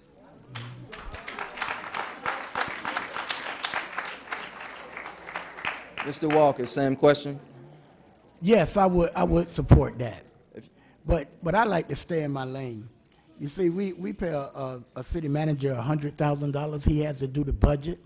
But I support that, but I want to make sure, with all the things Marvelous pointed out, I want to make sure we have that money not to put our city in debt trying to do that. Everybody should be able to take care of their families, and I don't think $15 would hurt us. But we would have to watch our budget, look at our budget, and let the man at top make that decision and give us that information. We can say, what they say, sound bites sound good, but we shouldn't put our city in jeopardy right now. We can further this down the budget and make that decision when it comes. But yes, I do support the $15 an hour. All right, Ms. Lanier, what do you consider, or what do you believe should be the city council's top priorities? Please rank them from the most to least important to act on in your term of office if elected. I think that the city council should be charged with my first 100 days in office. I think that the first thing we need to do is hire a city manager so they in turn can hire permanent employees for those top positions. I think that we need a CRA director, we need a police chief, we need a community development director. We have an opportunity here to be able to kind of start fresh in the city. Bringing on new people, bringing on new council people will give the city a different image, a different look. We'll be able to say that we have new people in, we have new energy in, we have people here in the city who want to make a change, who want to bring something to the table, and to be able to move our city forward, we need to have people in those positions to be able to do that. People in those positions are the ones that run the city. They're the executive branch of the city. We are the legislative branch of the city, and they should be able to do their job. All right, Ms. Washington, same question. Well, first and foremost, we need to initiate fair hiring and employment practices so that we can create a competitive process to hire a city manager. If we can continue to use nepotism and unfair biases to hire people that we want to hire and that don't have the proper qualifications to obtain the position, we're going to be back to square one. We just lost our fire chief. So we have abundance of jobs that are out there that have interim positions that we need to fill. Secondly, we need to make sure we evaluate our job classifications. We do have employees that are not getting paid for the job that they're doing. And we have some employees that are doing too much work and not getting enough pay. So we need to reevaluate our structures, what the classifications are. We did a case study, a pay study that we haven't implemented. We haven't tried to make right by the employees that we have on staff at this moment. But until we do those things, initiate fair hiring and employment practices, we can't move forward. Mr. Walker. First thing we need to do is get us a qualified HR director. I mean, this has been going on for so long. The city manager, and we're stuck without a city manager right now. We can sit here and we can talk all day. But the only thing the council controls is the city manager and the attorney. All of that has to come through the city manager. So I'm really looking forward to being a member of the new council so that we can put our new ideas in place. But nothing can be done until the city manager get here and he in turn get a new HR director. So the classifications and all these things change. We even lost our fire. No police chief, no fire chief. Our public safety is at risk right now. So I'm looking forward to the next 2 weeks. Thank you. I think it's first important that we understand what the role of council is. It is to set policy. It is not to create employment opportunities. It is not to identify who will be hired, because that is certainly the role of the city manager. We understand that we need a city manager, and let's just, for the sake of the record, we lost our chief. We lost our chief to a promotion where he is now overseeing Palm Beach County as a whole. So let's not make it seem as if we lost him to some nefarious plot. Secondly, what we need to do, and what I would do, would be to convene a meeting of my colleagues to address the issue of infrastructure sales tax dollars. We never did that as a council because we were constantly dealing with this fire and that fire. So we now have an opportunity to regroup, to identify who that committee will be, what the dollars will be spent on, and how we will move forward in addressing the needs of our citizens. No, not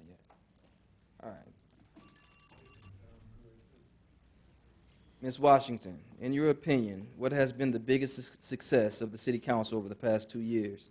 Also, what has been the biggest failure?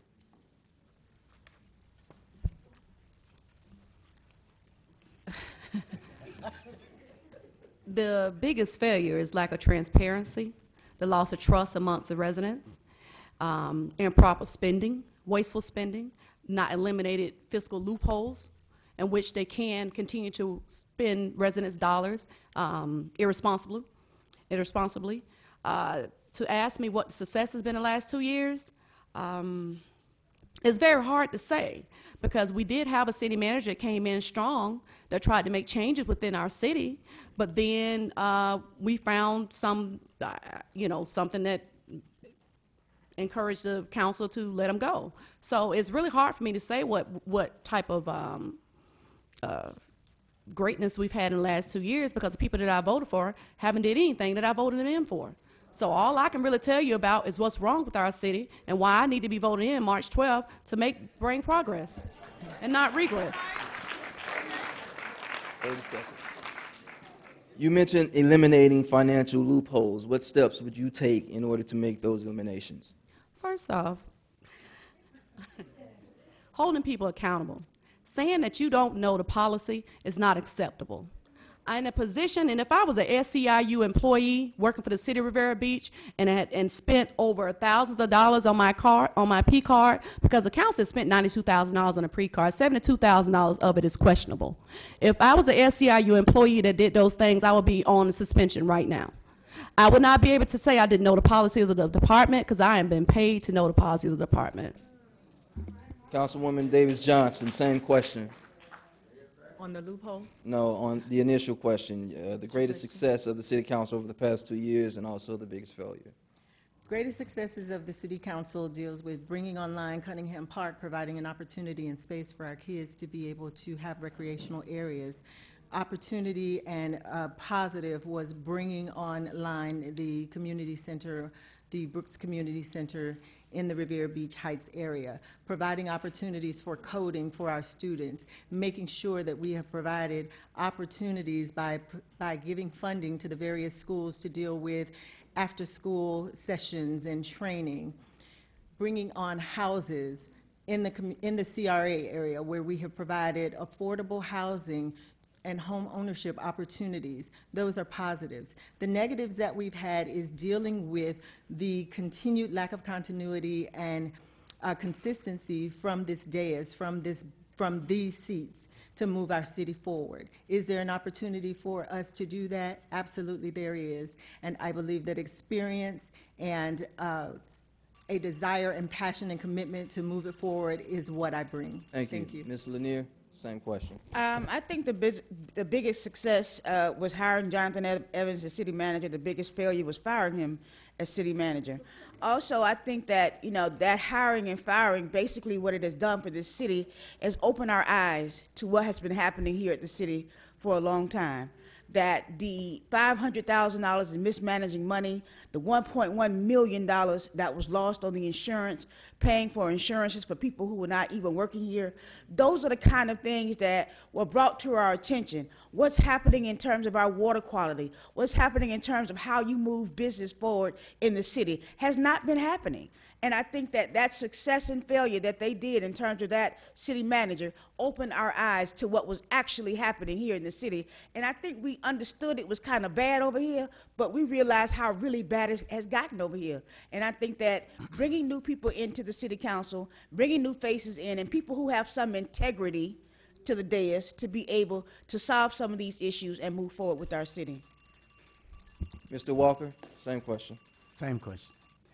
I didn't just start doing this when Jonathan Evans was fired. I've been doing this for the last 5 years. I have not seen any successes in the last 3 years. None. I've been here day in and day out. I've sat here and studied the agendas. To be honest, Cunningham Park was already a given. Pleasant Heights Community Center was already a given. Already. And it still ain't open. Yes, it is. It's still not open and running up to par. to tell you the truth. But the only thing, the success, and I go back to Ms. Lanier, the firing of Jonathan Evans woke up the entire city. That was our success. And now we have more people involved in our city government, and they are here to stay. That is our biggest success. He came for a season. Thank you. Now, we're going to use a question that we receive, or questions that we've received from the audience.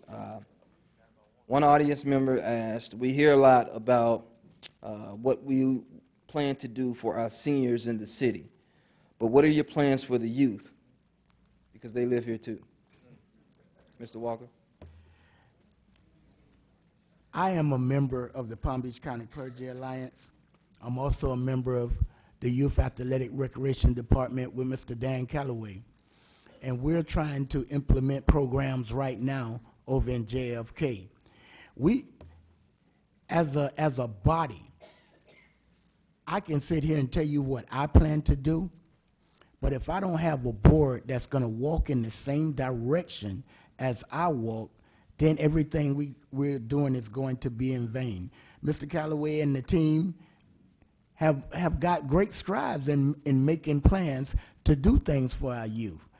And you know, everything takes dollars, so we have to look at the budget so that we can allocate funds to get some youth programs off the ground. And I also was trying to get a PAL here in Riviera Beach, a police athletic league, to come in and see if we can do some business to try to save some of our young people. Ms. Lanier, same question. I think that when we're looking at the youth of our city, I think we need to look at the family as a whole. We need to be looking at the entire family. We need to look at how we're going to deal with the family issues that these youth bring to the table. We have mentorship programs, we have after-school programs, but our children still are falling short in school. They still are falling short in terms of how they behave and how they see the world. So we need to be able to have a situation where we're looking at the entire family unit instead of just looking at the youth or looking at the elderly. We want to be able to encompass the whole family when we try and do business here in the city. And when we try and bring programs here into the city, we understand that the youth need this, the girls need this, the boys need that, but we also need to look at how we're going to look at our entire family unit to help the entire family to be able to move forward. Councilwoman Davis Johnson, same question. It's important for us to understand that for our youth, it is critical that exposure, opportunities, and wraparound service from a holistic perspective, meaning we have children that are traumatized. So working with Healthier Neighbors and organizations to bring in assistance to deal with the mental health issues and the trauma that our children are facing, we need to deal with that. We need to deal with the trauma of the parents that they have faced. We need to understand who the members of our communities are and what their true needs are. And one of the things that we've been doing is providing mentorship opportunities as well as other educational reaches that will help to mold them in a more holistic manner. But more importantly, we just have to take our time to go into these families, understand the services, and connect people with resources, programs, and the opportunities for wraparound services. Thank you. Ms. Washington, same question. Well, I was privileged to be one of the members to actually create the Youth Empowerment Center that is in Riviera Beach, Boynton Beach, West Palm Beach, and the Glades. That program was created for youth ages 12 to 19 that were engaged in criminal activities, and we needed to create programming to curb those type of instances. I was privileged to be on that board. I was privileged to start the program in the city of West Palm Beach, which is the model for the state and the national region. We received federal grant money to continue that program, and that model that we created is being used today in the city of Riviera Beach from the city of West Palm Beach. So I have been in that position. I am a youth advocate. I think that we need to focus on the younger brothers and sisters that of the individuals that may may be in the system, maybe doing some things that we may not agree with. I think we need to focus on the younger siblings to ensure that we're providing the proper resources. And like Councilman Davis Johnson said, Healthier Neighbors is an awesome program that will provide free mental services for our families and our youth. Thank you. One other question from the audience. Please tell us your vision for Riviera Beach over the next 5 years and then to the next 10 years, and what steps you wish to take to implement that vision. Ms. Councilwoman Davis Johnson first. My vision over the next 5 years includes the use of our infrastructure sales tax dollars to rebuild our city hall, our library, and our fire station, as well as a police station. Additionally, we have to address the issue of education, home ownership, and the reduction of crime in order to bring forth meaningful redevelopment. Because with that, when you're seeking to have folks come into your community to redevelop, the first 3 things that they're going to ask you about is education, crime, and home ownership. So we've got to tackle that, and it's going to be a large feat, but it can be done. Additionally, we want to see revitalization of Broadway. We want to see revitalization of Blue Herring, and we have actually started to work with that in the creation of the private-public partnership with Tony Subs to bring in business along that corridor. So we have to stabilize our government, think about our redevelopment efforts. Mr. Walker, same question. Repeat that question for me. All right. 5-year plan? 5-year, 10-year, and what steps you plan to take to implement it? I really can't see past my 1-year plan, and I'm going to tell you why. Because we have to create one board. A house divided can't stand. If we do not create one board moving in the same direction, I'm afraid we're going to be left behind. My main thing in my first year, I just want to educate my community that education is the cultivation of the human soul and the mind and the spirit. We have to educate our residents that every house in Riviera Beach is oceanfront property. We have to raise the level of how we think. And once we get past that, I see the Broadway corridor with lights. I see everybody in Riviera Beach with a job. Everybody is just living their best life. So I see all of that, but we just have to create one board to move forward. Ms. Washington, same question. Well, I'm a visionary, so I see the city of Riviera Beach in 5 to 10 years being the capital of tourism. We're the beach city. We have a port of Palm Beach in which people get off those boats and go somewhere else to spend their monies. I want those people to stay in the city of Riviera Beach, spend their monies at a restaurant. Let's have a franchise chain. Let's have a mall. Let's incorporate, just get us a movie theater. We shouldn't have to move out of the city of Riviera Beach in order to enjoy the movie or leisure services with our families. That should be right here in our city because we have the beach city. We have the best city to love, live, and play. You know, education is key, but from my understanding, we supposedly have the best high school in the city of Riviera Beach. So we need to capitalize off of that, bring the rest of our schools up to code, put pressure on our school board members to ensure that monies and public funds are distributed equally among our school districts and not just to one school because of popularity at the school, but into all schools. So that's the only way that we're going to be able to thrive in the city of Riviera Beach. That's the only way we're going to be there because we have to hold our people accountable. And tourism should be a big thing in the city of Riviera Beach.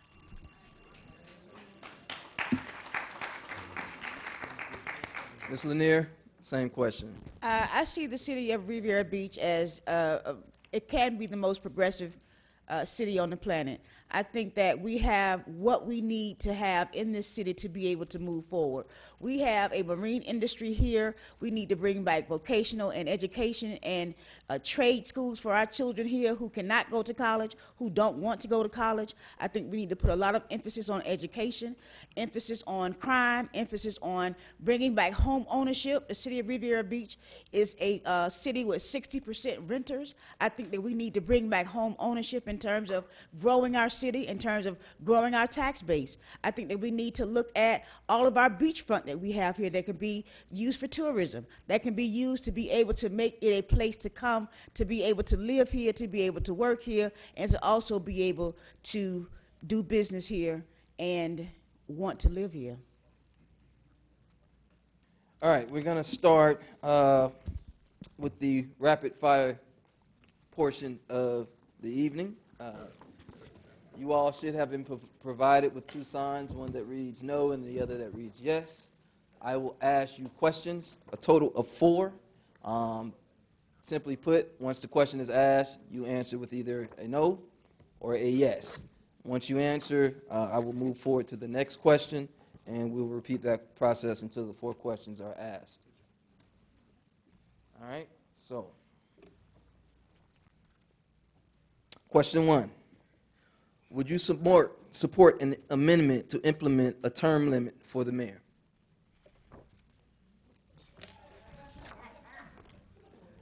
Okay.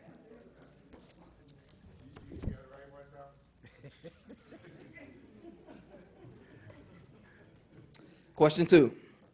Would you support removing council members' car budget? Okay. All right. Question 3. In your opinion, should the charter be revised to give more authority to the mayor?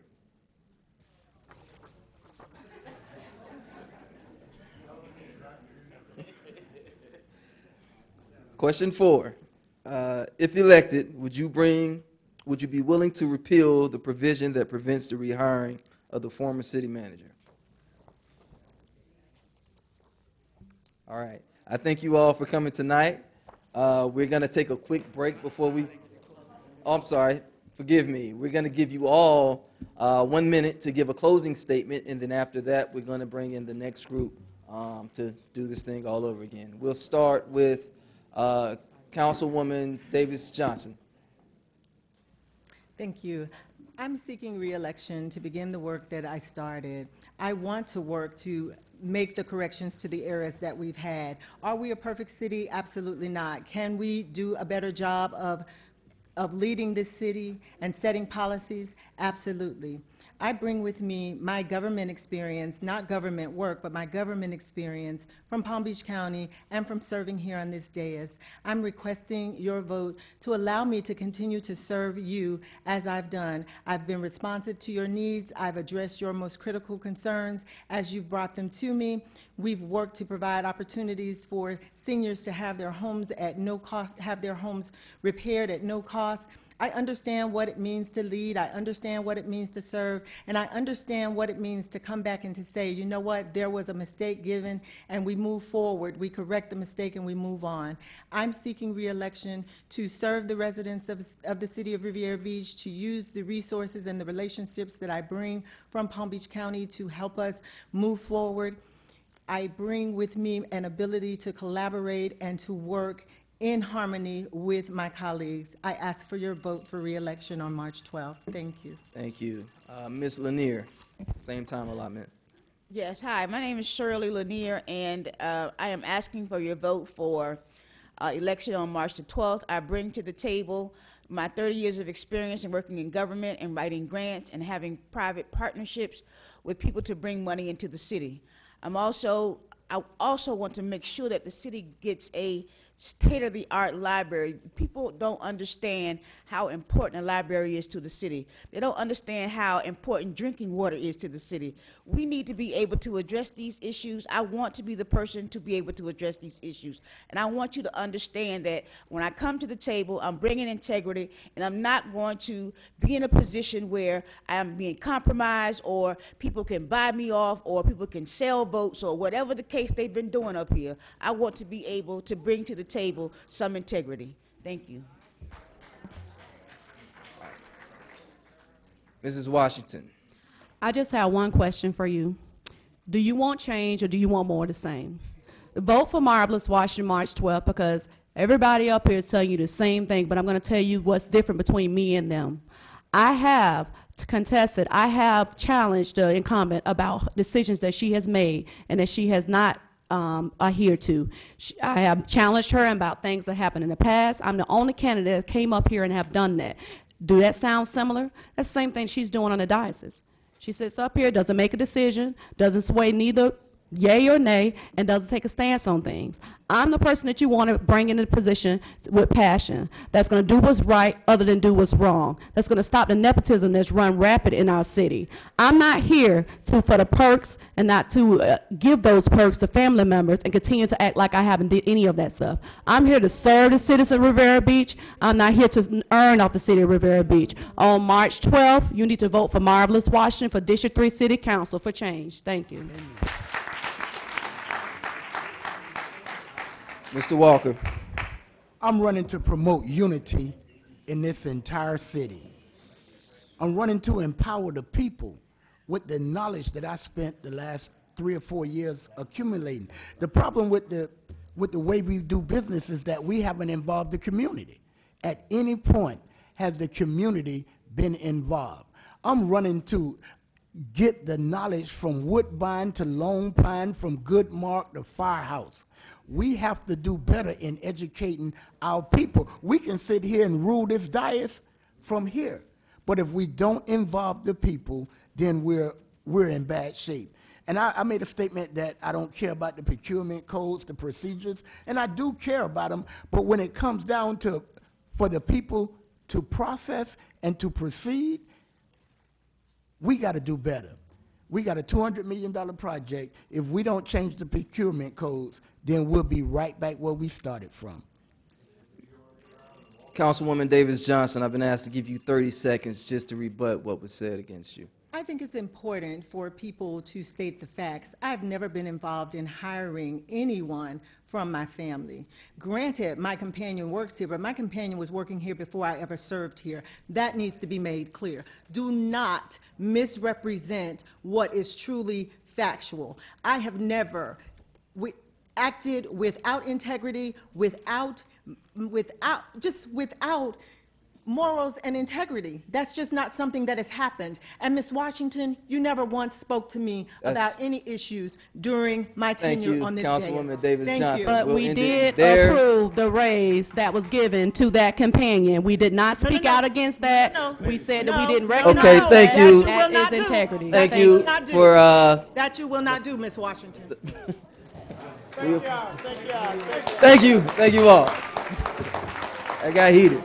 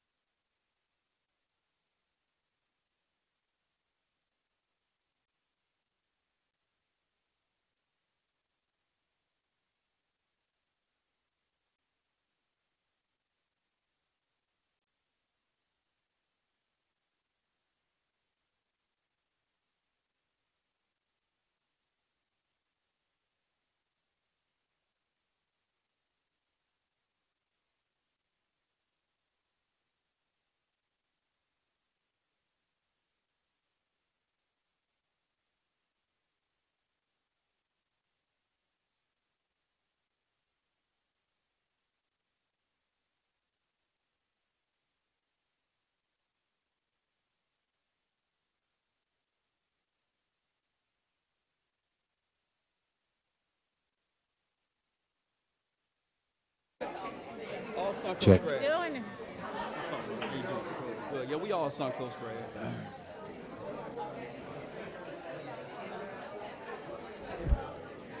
Ms. Packard, you sit down.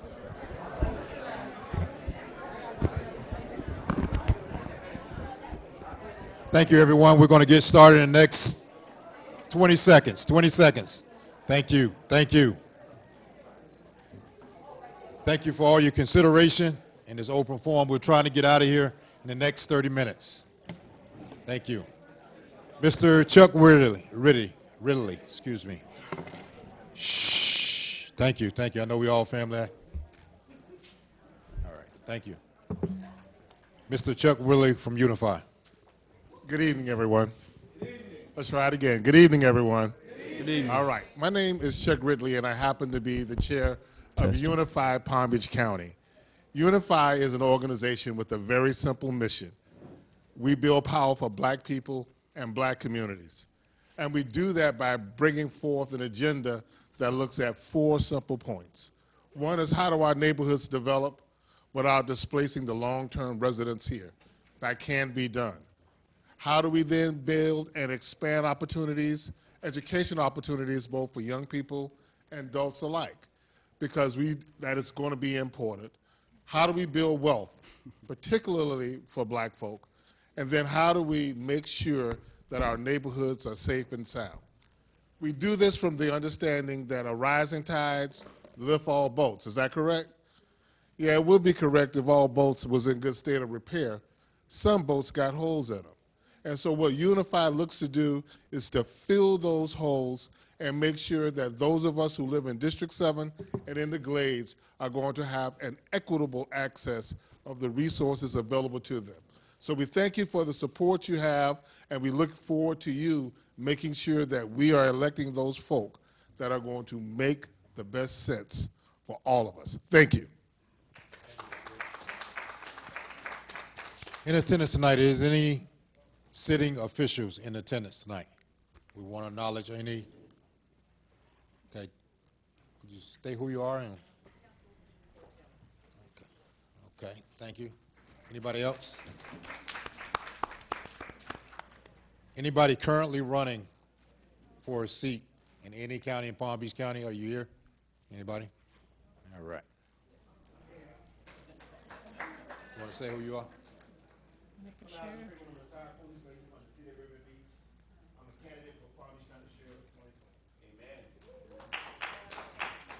Lastly, before we get back going, if you would, we're going to pass around a sign-in sheet. If you would, put your name and email and your contact on that sheet. We're trying to improve the events we have with Black Village Voice, and we can't do it without you. So if you would, sign-in sheets are downstairs and also at the top here. Attorney Barber, we're ready.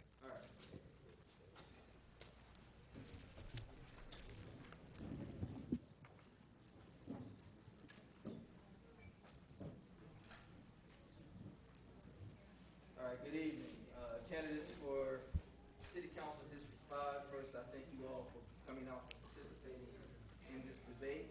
I'm going to first introduce you all. First of all,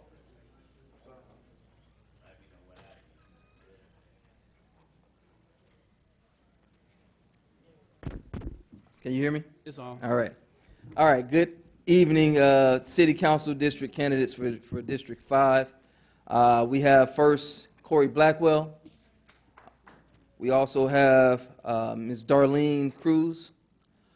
We have Councilman Terrence Davis, and also Mr. Douglas Lawson. All right, the first thing we're going to do is give you all 1 minute to introduce yourselves and expound upon your platform. After that, I will ask you each questions. You will all have 1 minute to respond. At the 10-second mark, you will see a yellow sign held up. At the conclusion of your time, you will see a red sign held up that indicates your time is officially over to respond. Please be mindful of the signs and the time limits. As you may be aware, we're under time constraints tonight, but we want to make sure that everything moves smoothly. So with the first minute, if you will, Mr. Lawson, introduce yourself and tell us what it is you seek to do. Thank you, Black Village Voice, for allowing us to speak tonight. My name is Douglas Lawson. I'm a graduate of the University of Central Florida with a business degree and a legal studies degree. More importantly, I'm a graduate of Suncoast Community High School, SHA, as bad as we want to be. I want to also tell everyone, thank you guys, because the community is what we're built upon. Infinity Taxes is my business that I created a few years back. I've created jobs for our community. I've created over 30 jobs for residents of Riviera Beach, and my focus has always been to help serve the community. Now with these jobs, I'm not just providing jobs for the community, I'm also showing them how to actually open and develop their own businesses. So as a community leader and as a servant leader, that's what our focus has to be. Over 2 years ago, I established the Bridge to Infinity Youth Entrepreneurial Camp. It's a community program that allows for development of young men from the ages of 12 to 17 to develop their actual entrepreneurial spirit. So my focus has always been the community development and basis. I want everyone to understand that on March 12th, you need to vote for Douglas Lawson because I'm going to be focused on the community development. Councilman Davis, same time. Thank you. I'd like to say thank you to the women and men who put together this forum. Thank you for choosing Riviera Beach. Just like stated, I'm Councilman Terrence Davis, the District 5 at-large representative. This city contains about 8 square miles, 37 blocks. This city is the most famous, most popular waterfront city in the whole land. There's a reason why we say live, work, and play. Yes, I graduated from one of the greatest universities called Florida A&M University, where I got my degree in health education. I got over 15 years of classroom work, working with kids. Before I chose to run for office, way before I chose to run for office, I got involved in my youth ministry at St. James Missionary Baptist Church, where we focus on Order My Steps HIV outreach. We understand we have an epidemic in this country, and we gave back. I also have been the advocacy chairperson for American Cancer Society prior to running for office. I've been serving and working with youth for over 20 years. I didn't wait till I decided to sign up to actually give back. I've been giving back. It's a legacy. It's a commitment. It's our city. I was born here. I was raised here. I live and educated here, and I love this city, and thank you all. All right, Ms. Cruz, same time. Good evening, everyone. I am Dr. Darlene Cruz, candidate for Riviera Beach City Council District 5 seat. I went to school here. I grew up here. I'm an entrepreneur here. I own a small business here entitled Gifted Hands Cleaning Service, LLC, under, doing business as Gifted Hands Cleaning Service. What Dr. Cruz intends to do is on her flyer, and I put them on your vehicle outside. But what I want to do tonight is just tell you what they are. My main focus is to cut government waste, improve education so that every child has a chance to succeed, remove barriers so that small businesses can thrive in our city, increase affordable housing and home ownership, and last but not least, continue to protect our environment. Thank you. Thank you. Mr. Blackwell. All righty. Good evening, and thank you, Black Village Voices, for hosting this event. I'm last to speak, but I am first on the ballot.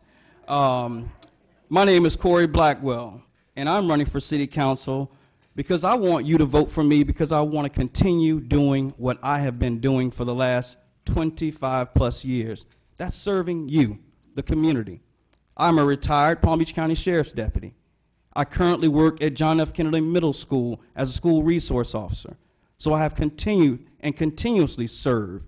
I have served on the CRA Community Development Board.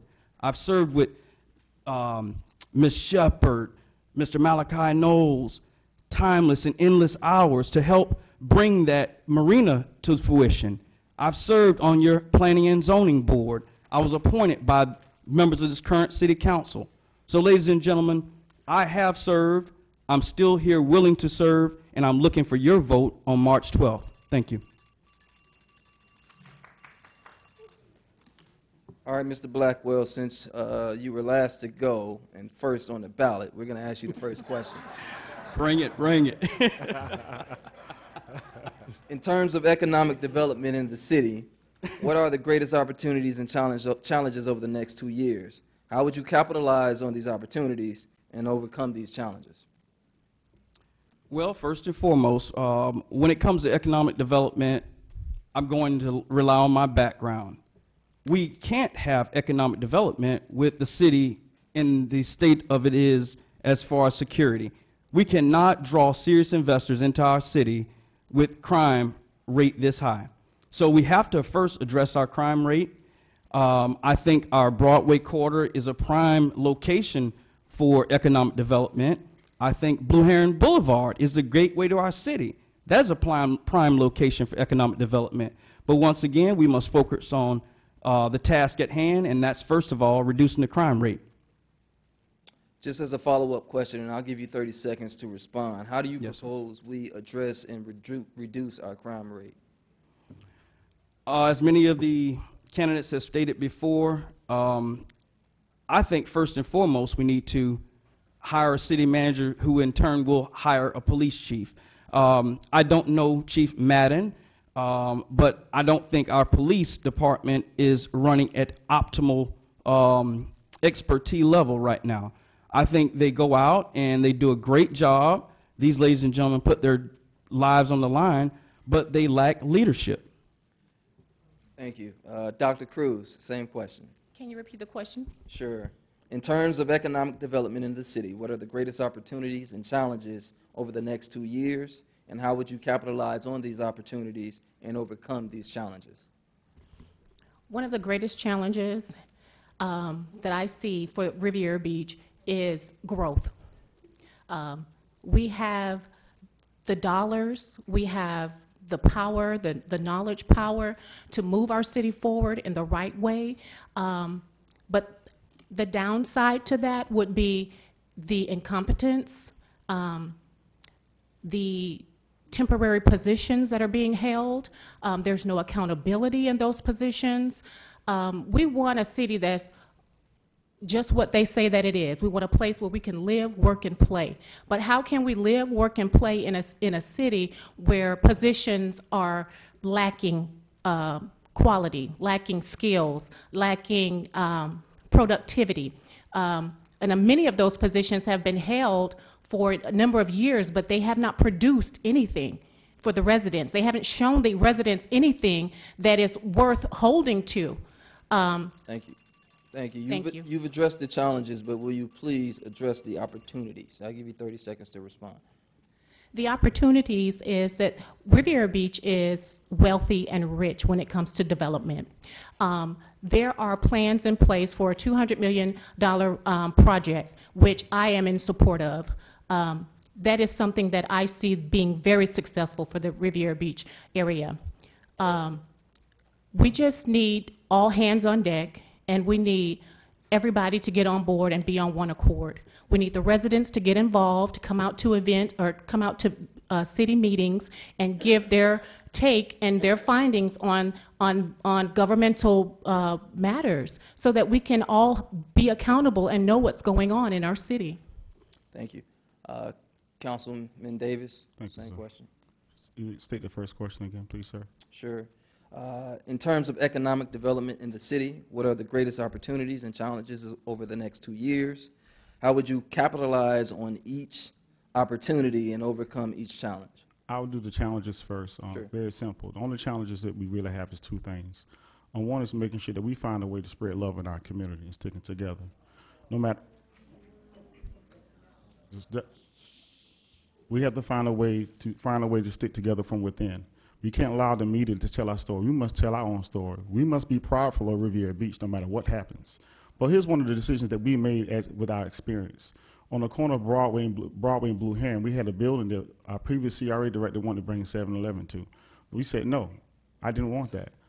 Our residents deserve better than fast food restaurants. So what we did this year, we spent about $1 million investment on the beautification of that property.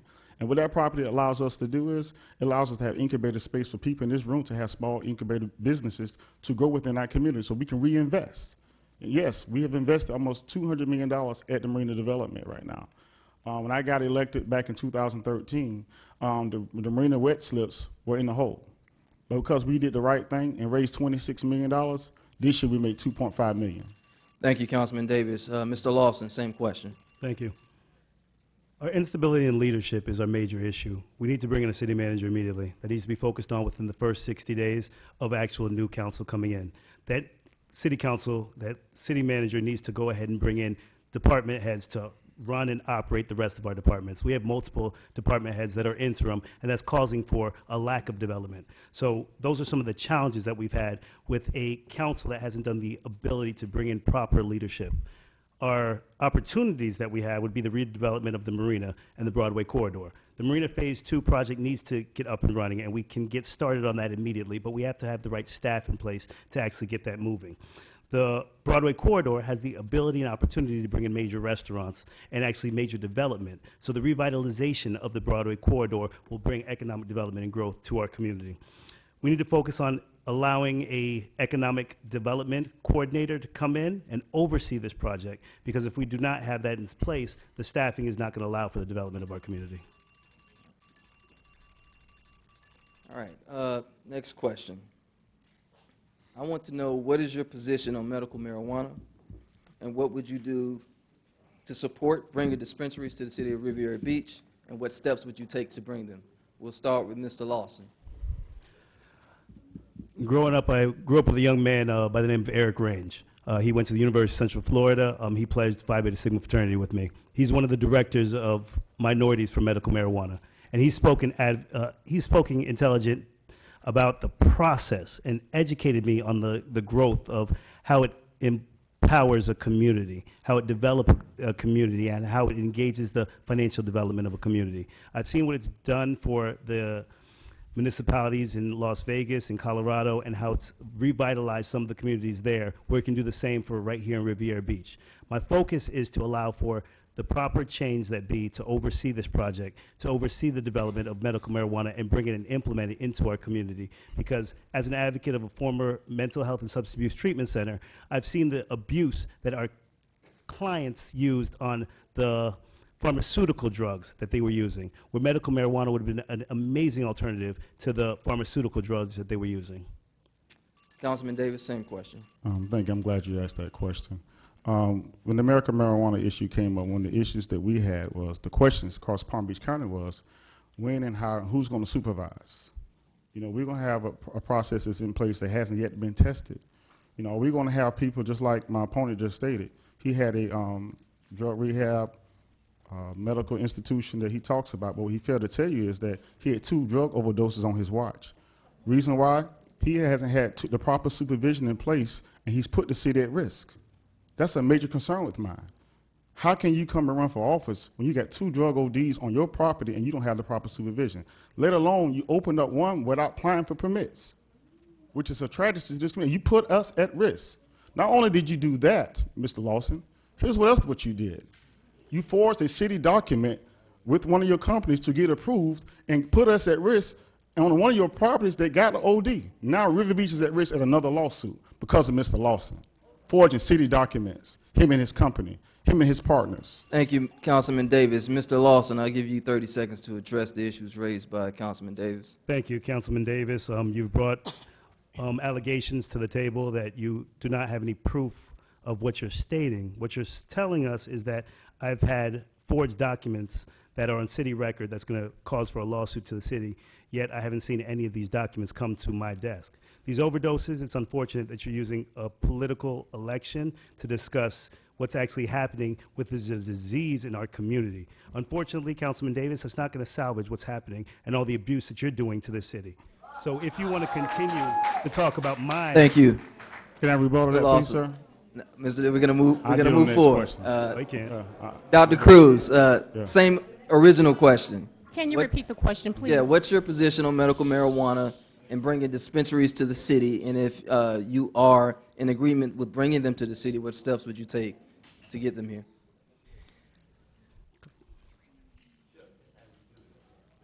Medical marijuana is a very controversial issue right now, and I really don't have a response to give that will be adequate.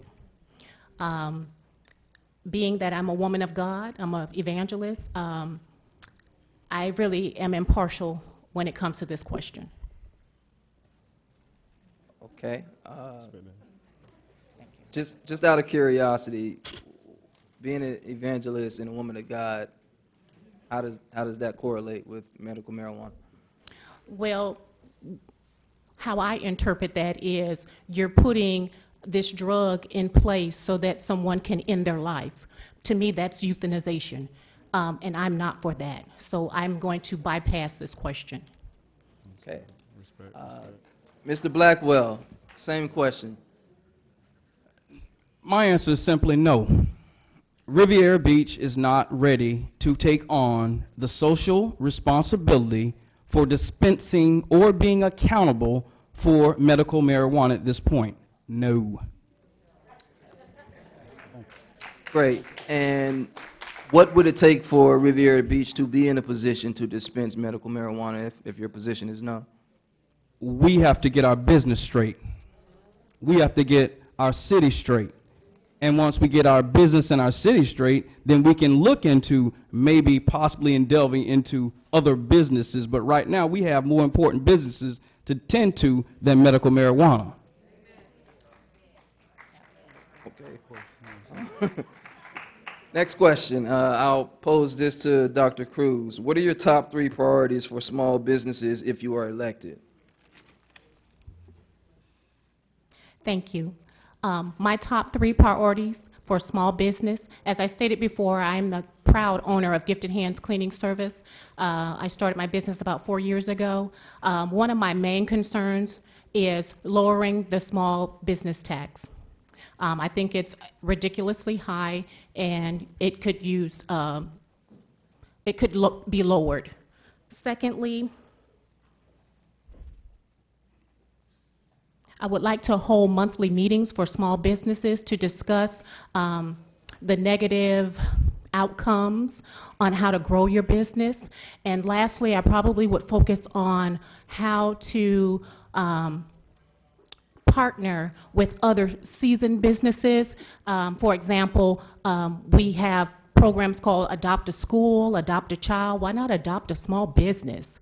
And possibly adding to that, I want to, okay. Thank you. Adopt a small business. I'll leave it at that. Well, thank you. What do you, I'll give you 30 seconds to respond. What do you mean by adopting a small business? What I mean by that is a corporation that's seasoned, that's been in business a while or over a few years, adopting a small business, a startup business, and helping that small business to get off the ground. Most startup business, and I can speak on this because I started my business with my own cash flow. Most businesses don't have cash flow to start a business, and they depend on other entities to fund them while they're getting off the ground. Okay. Councilman Davis, same question. Can you repeat the question, please? Sure. What are your top 3 priorities for small businesses if reelected? First priority is making sure that we have business owners, when they come to the city, they treat the city like they love it like their own. They're not going to come to the city and lie about what's really going on with their businesses. Like the previous question. Fact, my opponent did have some feelings with forging a document. Fact, he did open up with having permits. Fact, there was an OD. Fact, the city is at risk based upon legal. These are all facts. Pull the documentation. Everyone's not here to tell you the truth. But what we did here as a city, we partnered with Core America Bank, TD Bank, Paragon Foundation, BB&T Bank to give some small business loans and grants, and gave them the proper training and resources to make sure that they're sustainable. That's why we bought the corner property in the corner of Blue Heron and Broadway. So we can take the heavy lift with the $1.5 million investment, so you can have the space so you can grow, and we can move down the Broadway corridor and we can reinvest and hire other folks. But when folks come to this city, small business owners, they need to come here serious about Riviera Beach. I'm serious about this community, and I do not deviate from telling the truth. And the truth is, we got folks that's not going to tell the truth. Mr. Lawson, we'll give you an opportunity to respond, and in fact, we'll give you an additional 30 seconds, just so you can rebut what was given by Councilman Davis. The only fact is that I still have my cell phone. I didn't drop it in the ocean. That's the only fact that we need to discuss tonight. Because at the end of the day, he's cost us so much money for the city, and he's focused on what I'm doing by bringing jobs to the community, by trying to develop and engage in my community, and Councilman Davis is costing the community. And on March 12th, he's no longer going to be able to do that. So let's discuss the question that was actually asked, We're going to talk about the business development. We need to establish a business development directors and group to oversee the small businesses. As a small business owner, this is what was vital for me in actually establishing my business. Education about credit, funding, and business planning is what's vital with actually establishing our small business sector. And finally, partnering with the county, the nonprofits, and the CRA to utilize the resources that are already currently available to help develop and grow small businesses. So Councilman Davis, please, these are some of the programs that I've been working on and some of the programs that we pay you to do, yet you abuse the funds as opposed to pouring into the community with. Tell the facts. Tell the facts, sir. Yeah, you spent Tell the $22,000 facts. on your credit Thank card you. last year. Let's talk about that. All right, Tell the we're gonna keep order on the Tell the desk. facts. It's my turn. And we're gonna Facts. move. Stop We're gonna move forging city forward documents. with the response from Mr. Blackwell. Okay, thank you. I think first and foremost, what we need to do at Riviera Beach is look at our city. I think we're way beyond the scope of talking about development and businesses. Look at the businesses that are already within our city. On every street corner, there's a corner store. Nobody said anything about shutting down these corner stores. There's nobody in here from a corner store that I see out in this audience today that own a small business in my community. So the first thing I want to do is look at, through attrition, proper attrition, start not giving out business license to these corner stores. Let's change the way our community look. I think our quarters, our main throughway quarters, our Broadway quarter, yes, we need businesses, we need stores, but within our community, we really need to relook and revisit on how our streets are looking as far as a business district. Thank you. Mr. Blackwell, just as a follow-up question, how do you propose we shut down the corner stores we currently have without first violating the Constitution? Well, just as I said, through proper attrition. Just because we give out a business license, we also can refuse a business license. Just because the business is located within our community, case in point, Mount Olive Missionary Baptist Church just came to this dais and they were trying to get approval for a business sign. The city had to go back and redo the ordinance so they can put a sign in front of this. I think it can be done legally, sir. Thank you. Mr. Lawson, what should the city do to promote safe streets and address enduring criminal activity? We need to start with our leadership. We need to hire a city manager that can in turn hire a police chief. That police chief can give the proper training and development to our actual officers. Unfortunately, we don't have the proper facilities for our police. So to police and to help our community, we need to provide an infrastructure for them. Our officers actually have to leave the city of Riviera Beach to be trained properly. They have to go to Gardens in Wellington actually to have their training because we have dilapidated inferior building that is not allowed for them to train here. So our focus needs to be able to develop our staff from within, and that will help with overseeing and policing our community. We also need to provide programming for our youth because our youth are the ones that are actually causing a lot of the issues. That's why I created that Bridge to Infinity program, because I'm taking the young men off the streets between the ages of 12 to 17 and giving them some direction and oversight, mentorship and leadership within the community. So if we start with our leadership and our community, they'll be able to see the proper people in place as opposed to the individuals that like to yell and shout on the dais and not listen to public comment. Mr. Blackwell, same question. I was just disruptive. Can you please repeat the question, please? I'm sorry. What should the city do to promote safe streets and address enduring criminal activity? One of the first things I would do is remove that big tank or whatever that is within Monroe Heights that they call a nuisance abatement vehicle. I don't think a surveillance vehicle is proper tactics to surveil or operate community policing. We need a true community policing approach. We need a city where the chief of police understands how to engage in local businesses, tie into the community, and get his officers to buy into the whole community policing program. It works. It's worked throughout the whole county. It will work here if it's instituted properly. I think we need a violent crimes task force to specifically target violent crime areas, drug areas. So I think our police department has to be managed properly and that in turn will bring down the crime rate and lead to safer streets. Thank you. Mr. Blackwell, how would you respond to those who say that violent crime task force specifically targeted to certain communities typically only results in people in those communities being arrested, whether they're violent or not? If they're violating the law, they should be arrested. That wasn't the question, but You said they're targeting the people in that community, right? yes, whether they're violent or not. The Violent Crimes Task Force job is to go out and aggressively seek those who are violating the law. I don't think they're going to go out and get law-abiding citizens. Really? Okay. I'm a cop for 27 years. I've never arrested anybody for anything that I thought they didn't do. Okay. Dr. Cruz, same question. Can you repeat the question? I'm Sure. sorry. What should the city do to promote safe streets and address enduring criminal activity? Well, for one, they can start with the building, the police station, the building. Number two, they can hire a permanent police chief. For three, they can increase the wage of our policemen and the Riviera Beach personnel in that office. Mr. Lawson mentioned something that I also spoke about in the Palm Beach Post. I talked about the inadequate building that the personnel, staff over there have to basically they have to make do with those conditions. The building is old, therefore they have to outsource a lot of their trainings and programs and events over to our port, and they're renting that building.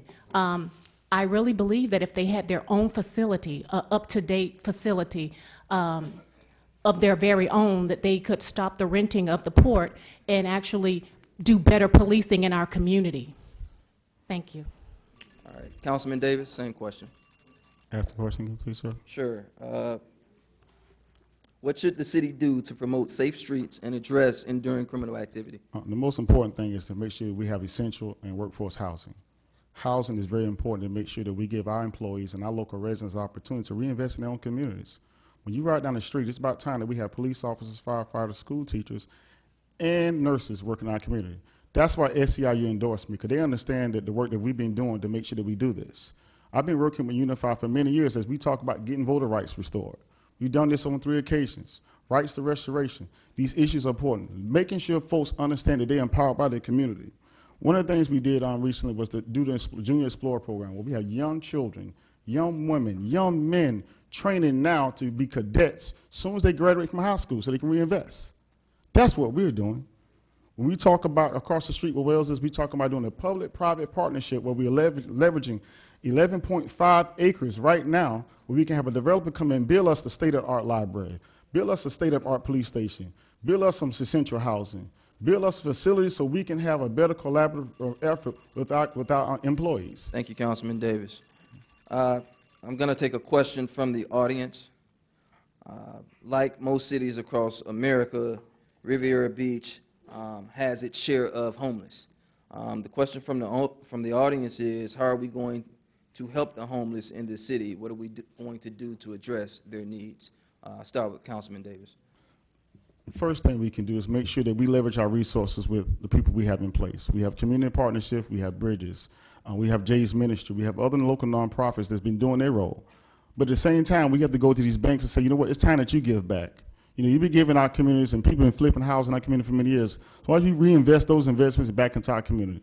And we can build a Riviera Beach Training Center, a part of our library, so we can train the folks that are homeless and so they can have the right skills like coding, architecture, engineering. When these jobs come down the line with Lockheed Martin, Cisco, MechTech, these folks, we build Marines, we build submarines, we build water guns, we build everything in this city. The jobs are here. But we need a Riviera Beach Training Center so we can put people to work so they have substantial income so they can be able to afford a home as we work with the CDC. And we've been doing that. Right now, we put 22 families in homes over the course of 2 years, affordable homes.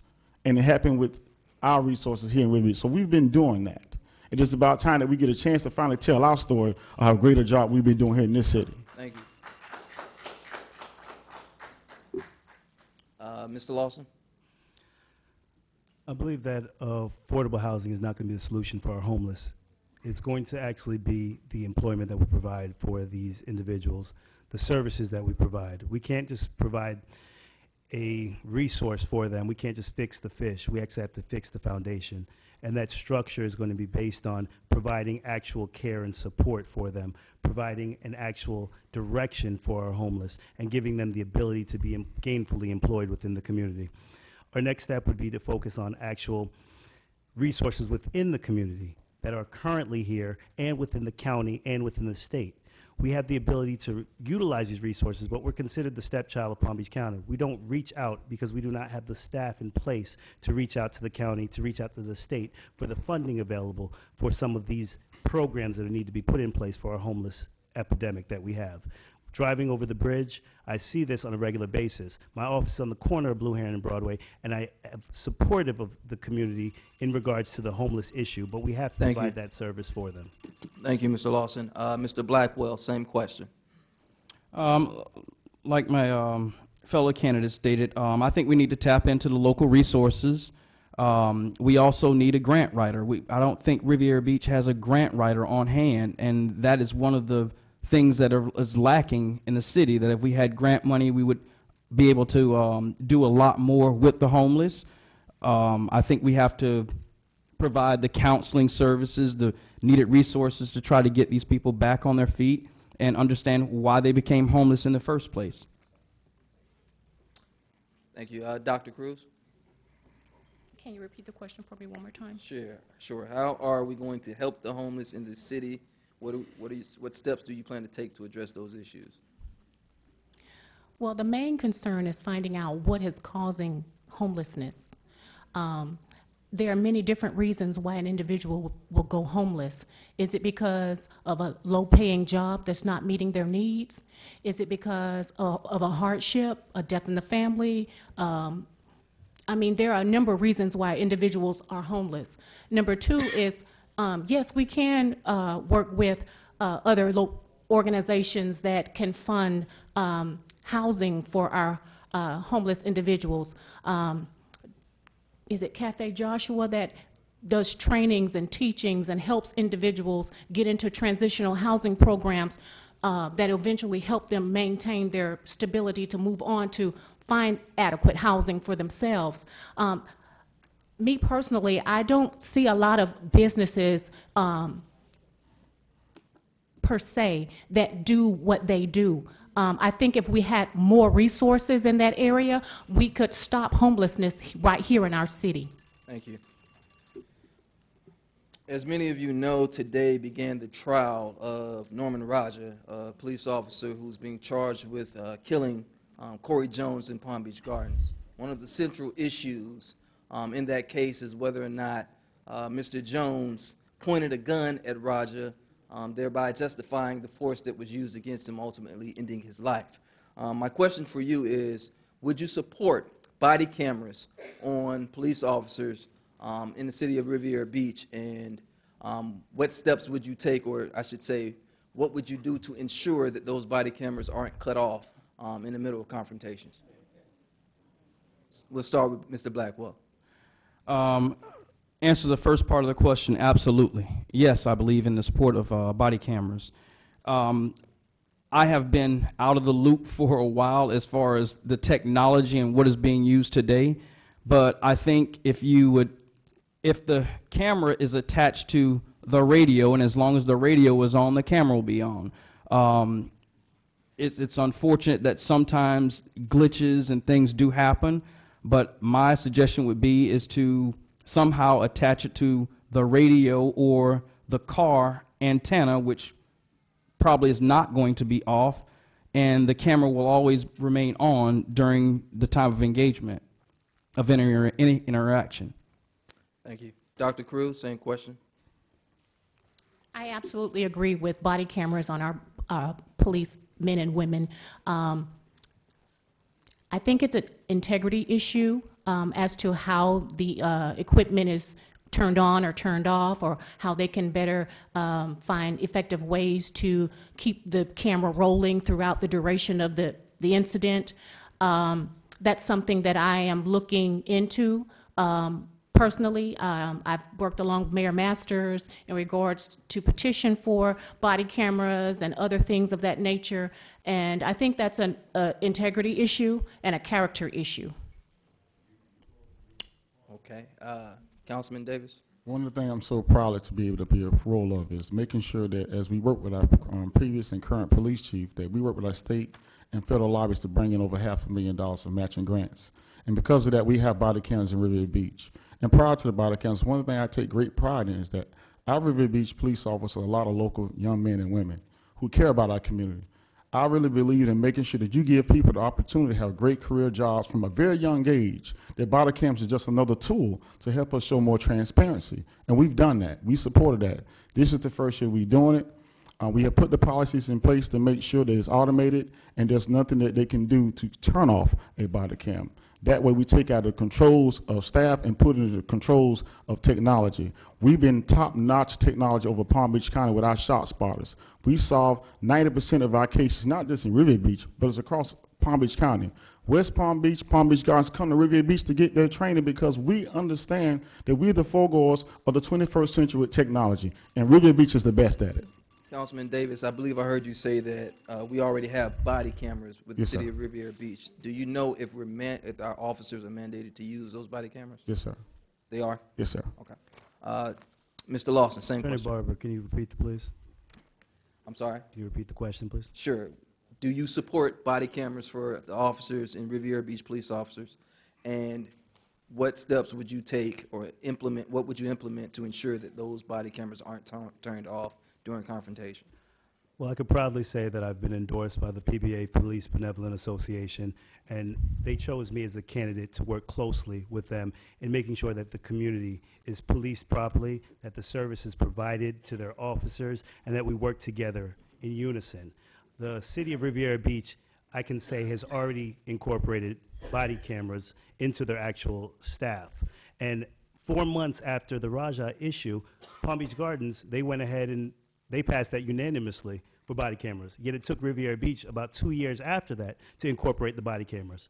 So our focus needs to be why we are not the trendsetters that our councilman has said, but we need to be forward thinkers. We need to be moving forward as opposed to being reactive. We need to be proactive. So yes, I am supportive of what we have in place, and I'm very supportive of the job they did, but it was about 2 years too late. All right, we're going to move to our next portion of the debate. We call it rapid fire. You all have been provided with signs, one that says yes and looks like this, and another that says no and looks like this. We're going to ask you 4 questions. After each question, I ask that you raise one of the 2 signs in response to the question, and then we'll move forward with the additional questions in the same manner, okay? Okay. All right, question 1. Would you put a 4-year moratorium on city council's wages? Moratorium on city council's wages. Oh, moratorium. Yes. Moratorium. Need more detail. Can you elaborate a little more? Like, like stopping getting paid? A freeze. Yeah, city council will not get paid for 4 years. Are you in support of a 4-year moratorium on city council? No. The question's not. Something wrong with that question. Okay. All right. Loaded question. Next question. Question 2. Would you support a $15 minimum wage for city employees? All right. Question 3.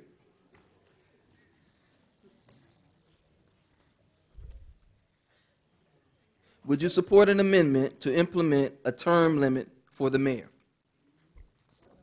For who? The mayor. Everybody. Everybody. 4, are you willing to privatize any function of the city to save cost? All right. Thank you. I'm going to give each of you 1 minute to give a closing to avoid the issue that we had before. We're going to allow Councilman Davis to go last. So we're going to start with Mr. Lawson, then Mr. Blackwell, and then Dr. Cruz, and finally Councilman Davis. Thank you, sir. Mr. Lawson. It's true that the city has made some progress, but I've decided to enter this race because for almost every step forward the city has made, it's been overshadowed by negative and often expensive poor decisions by our city councilmen in District 5. The improper firing of our city manager cost us $180,000 in a settlement. Withholding text messages cost us an additional $50,000 in a lawsuit. The motion to fire Tony Brown cost us an additional $73,000 in a payout and a CRA position that's still interim. The list continues to go on. My name is Douglas Lawson, and I'm running for City Council District 5. I'm not here for a paycheck or a job. I have that. I have 3 of them. I'm not looking to get fed off of the residents of Riviera Beach. I'm looking to actually provide a service to the community. I'm looking to be a servant leader to our community. So our focus needs to be hiring someone and electing someone that's going to be focused on building and developing the community in the city of Riviera Beach. On March 12th, you have to take a look at what's happening because your vote is going to depend on what happens with the direction of our city. You have to vote like your life depends on it and your legacy depends on it. So make sure March 12th you vote Douglas Lawson for City Council District 5. Thank you, Mr. Blackwell. All righty. Let me clear something up. First and foremost, Mr. Lawson stated that he was endorsed by PBA because he was the better candidate. I thought I cleared this up a couple of weeks ago. PBA endorsed you, Mr. Lawson, because they picked you to do their dirty work. They know they can't buy into Corey Blackwell, first and foremost. I beat him once. They know that he can't come at me. I want to be the Riviera Beach District 5 member because I'm unwavering. I'm ethical. I'm transparent. When they just asked that question, who will put a moratorium on the city stipends, everybody down here kind of just hesitated. I don't need the money. Don't care about the money. I'm here for the city. I've shown you. I've served your city as a CRA member. I've served your city as a planning and zoning member. Didn't get a stipend. Didn't get a penny from you. Like I said, Thank you, Mr. March Blackwell. 12th, Corey Blackwell for District 5. Dr. Cruz.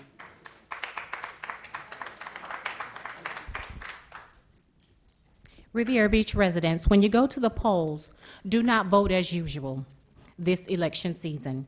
Vote for real, authentic change in every aspect of government. Vote for those individuals who have been doing the work. Vote for trustworthy and dependable candidates who honor their words and uphold integrity. I, Dr. Darlene Cruz, stand against injustice and corruption on all levels. So remember, when you go to the polls, vote for Dr. Darlene Cruz as your next City Council representative for the District 5 seat. Thank you. Councilman Davis. Thank you. I would just like to say to my opponents to my right, Ms. Cruz and Mr. Blackwell, I want to say thank you to giving back and serving on volunteer boards prior to running for office. I can commend you all for being committed way before the signing up. So thank you all for actually being someone from Riviera Beach who actually care. And I can appreciate healthy competition. But what I also would like to say is thank you to the firefighters who endorsed me today. Thank you to SEIU who endorsed me today. Thank you to all the labor unions who endorsed me. Thank you to the nurses. Thank you to the non-instructional teachers who endorsed the Councilman District 5 at large. As you leave the room today, you will see community pride. It's a group of young men that I've been mentoring for many years. They will walk you to your cars. They will hold your door. They will tell you they love you because they love their city. They came out tonight to show their support to Riviera Beach, not to Terrence Davis, but community pride. One of the things we did is we released the liens 2 years ago, over $1.5 million to homesteaded properties. We talked about releasing water bills. We created the radio Thank you. water meters, which allow Thank water you, Mr. bills. Davis.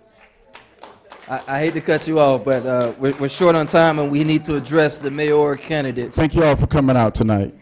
All right, we have it. Go ahead, you can announce them. Address them. Would the mayor candidates please come forward? We're going to give our mayor candidates 1 minute to say hello and also tell us about their platform. Mr. Felder, Reverend Felder, excuse me. Okay. If we could just 3 minutes, please.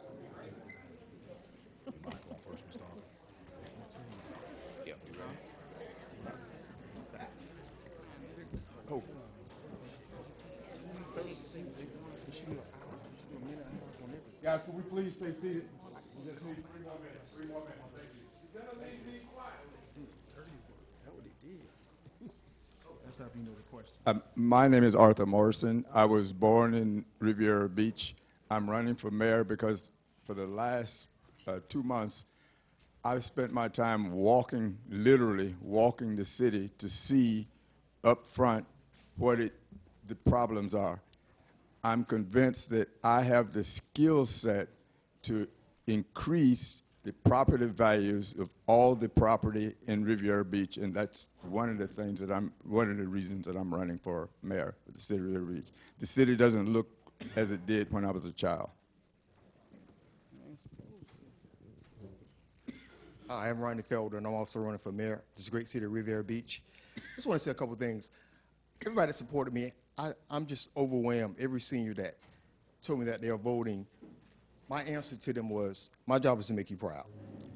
I want to tell you, I'm a candidate that have stood alone all by myself. I'm not going to bring drama. I'm not going to bring chaos. I'm not going to do like some of my opponents that's trying to throw rocks and hide behind them. I believe some of my opponents are why we're in the position we're in. So I want to bring unity to this board. I won't bring the chaos and the slickness to try to bring a man down, because we still all have to stay in this city. So while they've been focusing on me, what I've been doing is focusing on you guys. And how can I better serve you day one when I get in the seat? So if they try to bring all these shenanigans and all of that, my job has been to focus on you and how can I work with the dais on day one to move the city forward. Thank you. Our voices count. March 12th, let your fingers and your hands take that pencil and mark Ronnie Felder for mayor. Thank you.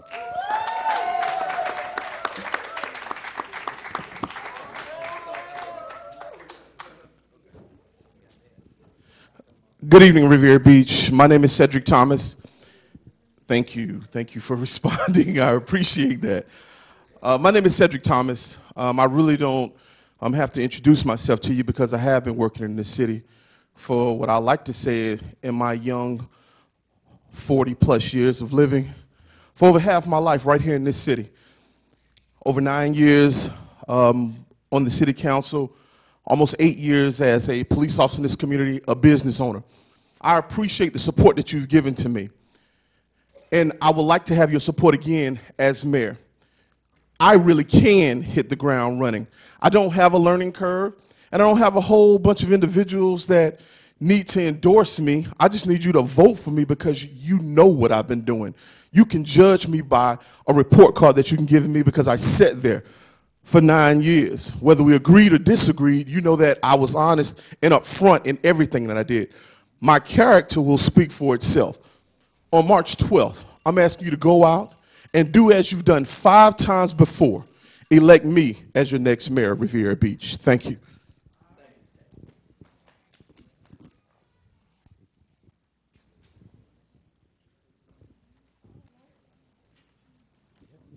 Thank you very much. I ask that you would look at all the candidates that's running for mayor and the candidates that's running for other offices as well, and ask yourself, what have they done? What have they done in the community? Have they had job fairs? What have they done for veterans? What have they done for seniors? What have they done for the millennials? What have they done for the unemployed, for the homeless? Not what they're going to do, but what have they done? Now, here's the mayor that I'm asking you on March the 12th to do just what the council did a few weeks ago. There were 9 amendments. The council threw out 5. The council said 5 of them are not any good. They left 4. And I'm left to say those 4 ain't worth a dime. Get rid of all of them. Let me tell you why. Term limits. Guess what? President Barack Obama would still be president today if they weren't for term limits. Guess who we have? Because somebody said term limits, we got Donald what? Trump. That's what you want. Okay. And the other thing that's important is you can't have an amendment that you can't give your city manager a directive. They're terrible. Thank you very much. Thank you, Mr. Mayor. Lastly, let me say another candidate is Mr. John Lee Williams. He had to leave, but Mr. John Lee Williams is also running for mayor. First off, let's give a round of applause for our moderator, Attorney Barber. And on behalf of the Black Village Voice and all our partners, we want to take time to thank all our candidates and everybody for showing up. We tried to stay on course. We thank everybody. But lastly, we want to say on March 12th, let's go out and vote, okay? Thank you and good night.